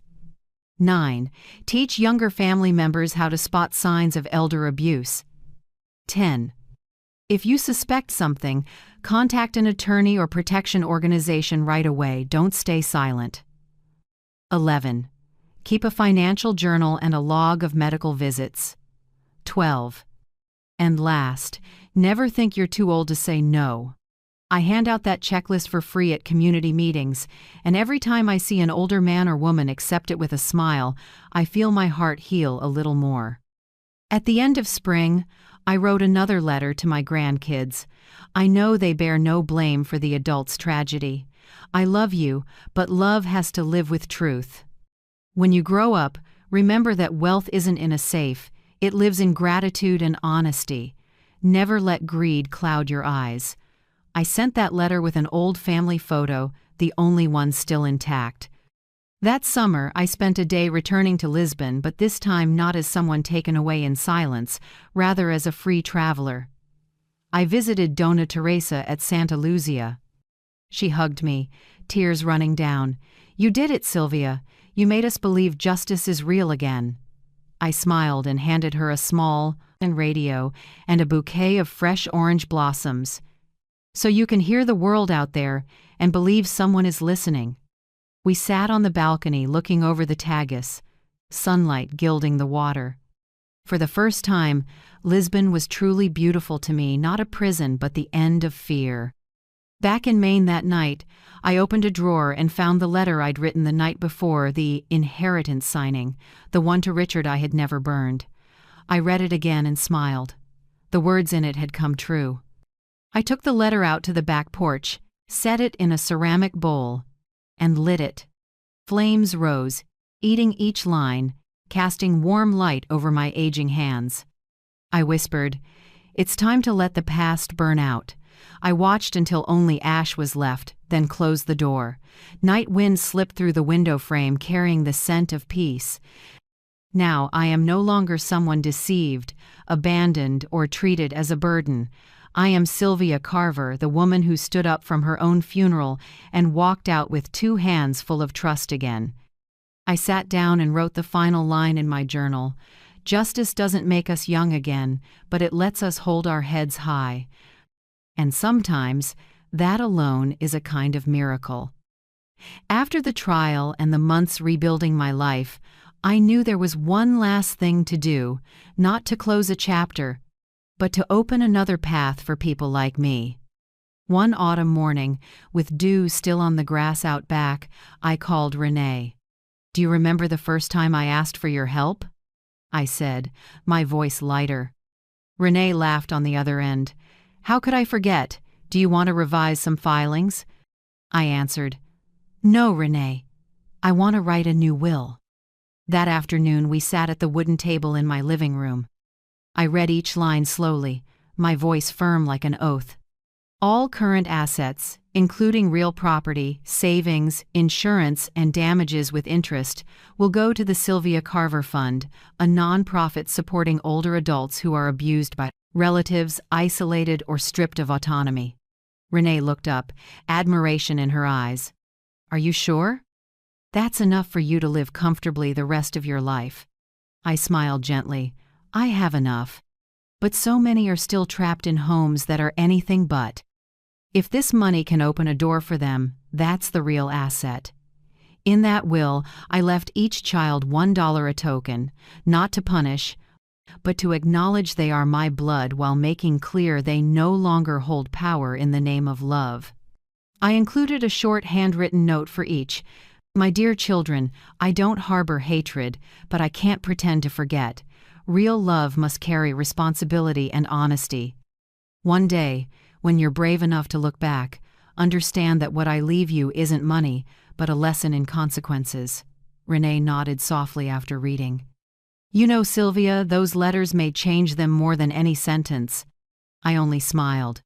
I don't pin my hopes on awakenings, but I trust time, the fairest judge we have. Beyond the Sylvia Carver Fund, I set up a memorial scholarship in my late husband's name, the Richard Carver Memorial Scholarship for nursing students focusing on geriatrics. He used to say, I told Renee that caring for older adults teaches you kindness. If someone enters this field out of love, I want them to know a woman named Sylvia Carver believed in them. When all the paperwork was done, I chose to leave the big house and start a smaller, quieter chapter. I bought a little home facing Casco Bay, just 2 bedrooms and a sunny balcony. I planted 2 cherry trees out front, one for me, one for Richard, and adopted a gray cat I named Harbor because he arrived on a windy day and curled up by the porch like he wanted to be someone's safe harbor. My new routine is simple and full. Morning, I wake at 6 a.m. and paddle a kayak along the bay in the mist.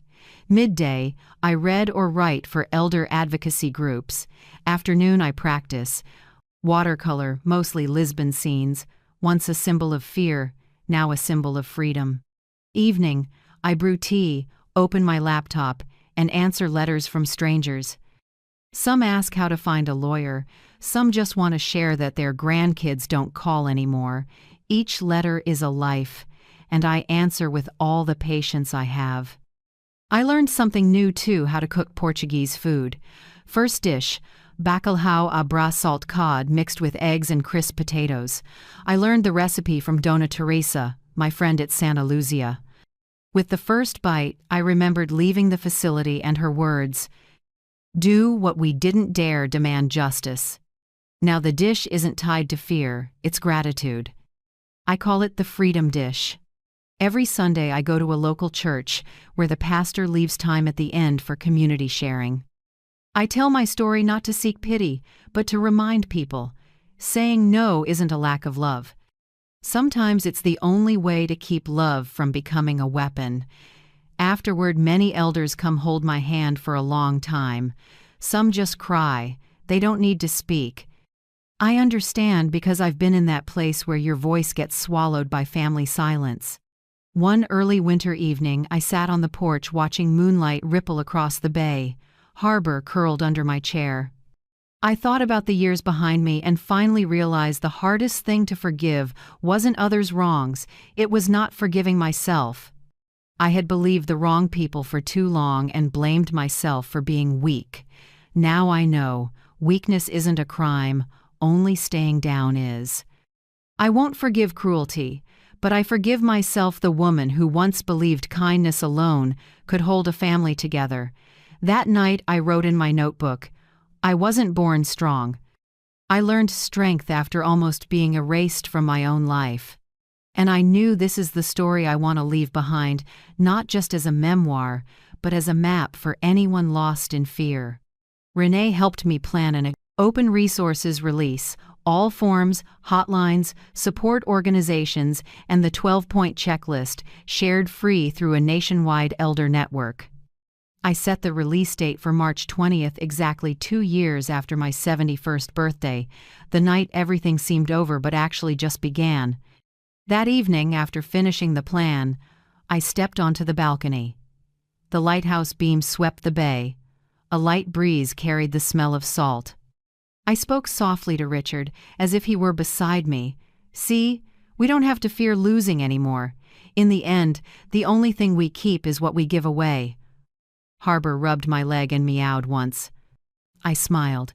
In the end, my life found both justice and peace again. Early morning, the ocean breeze from Casco Bay blew across the porch, carrying salt and distant gulls. I poured a cup of black coffee, opened my worn notebook, and wrote the first line of my new book. A Guide to Preserving Dignity in Old Age, What I Learned After Nearly Being Erased from My Own Life. My pen trembled lightly, not from age, but emotion.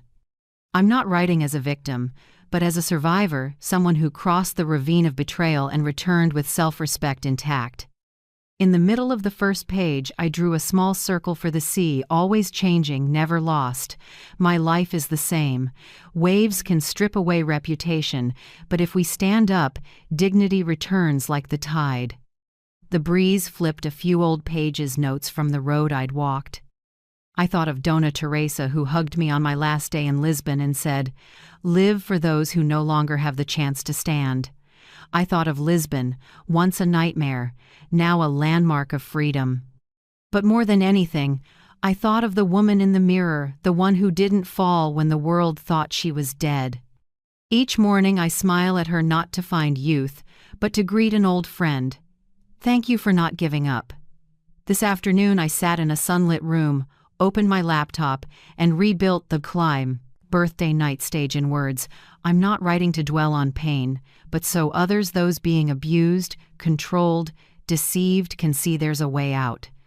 I described every detail: the pen scratching on paper, my daughter-in-law's icy voice, my son's empty nod, and finally, the moment I hit record, small act, life-changing result.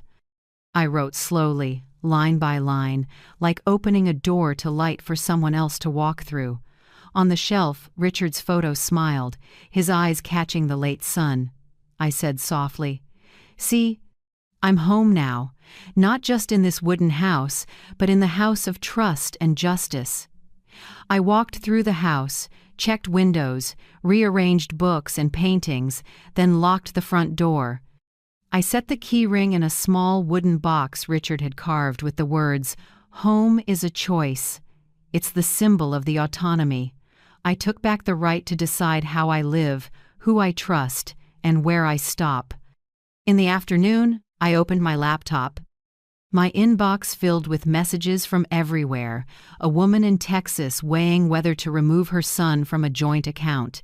A man in Florida saying my story gave him the courage to call the police after years of threats.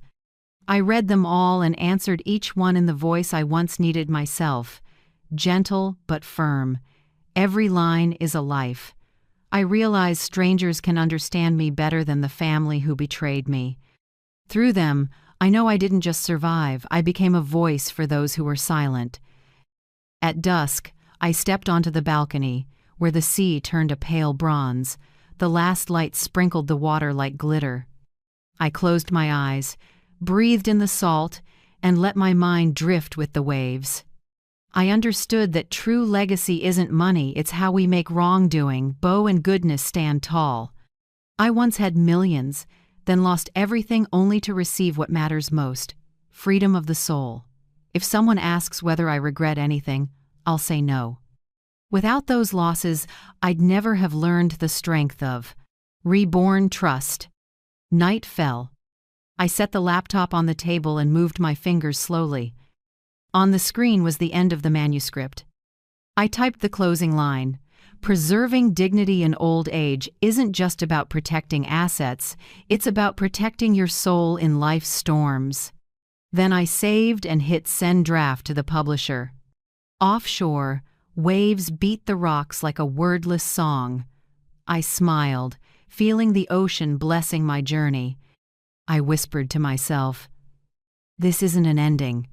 It's the first chapter of peace." I closed the laptop, poured a little red wine, and leaned back in the wooden chair. The sea breeze lifted my silver hair, and Harbor, my small cat, slept at my feet. Everything was quiet, just enough to hear my heartbeat. Slow, steady, at peace. I looked up at the night sky, no clouds, only the moon and thousands of stars. Somewhere out there, someone is hearing this story, maybe a mother, a grandfather, or someone just learning how not to fall. And if they are, I want to say this: you're not alone. Even if you've been deceived, forgotten, or treated as a burden, you still deserve respect, trust, and love. If this story touched your heart, tell me where you're listening from. Every comment you leave is like a small light on a map, showing older people out there, those who feel lonely, hurt, or overlooked, that they are not walking alone. I want to thank you for staying to the very end, for listening to a woman who was pushed into the dark and chose to stand up anyway. A comment, or a subscription won't just help this video travel, it will help other silent voices be found. If today this story made you cry, smile, or simply sit in quiet thought, then I believe that somewhere kindness still lives, and together we're keeping it alive.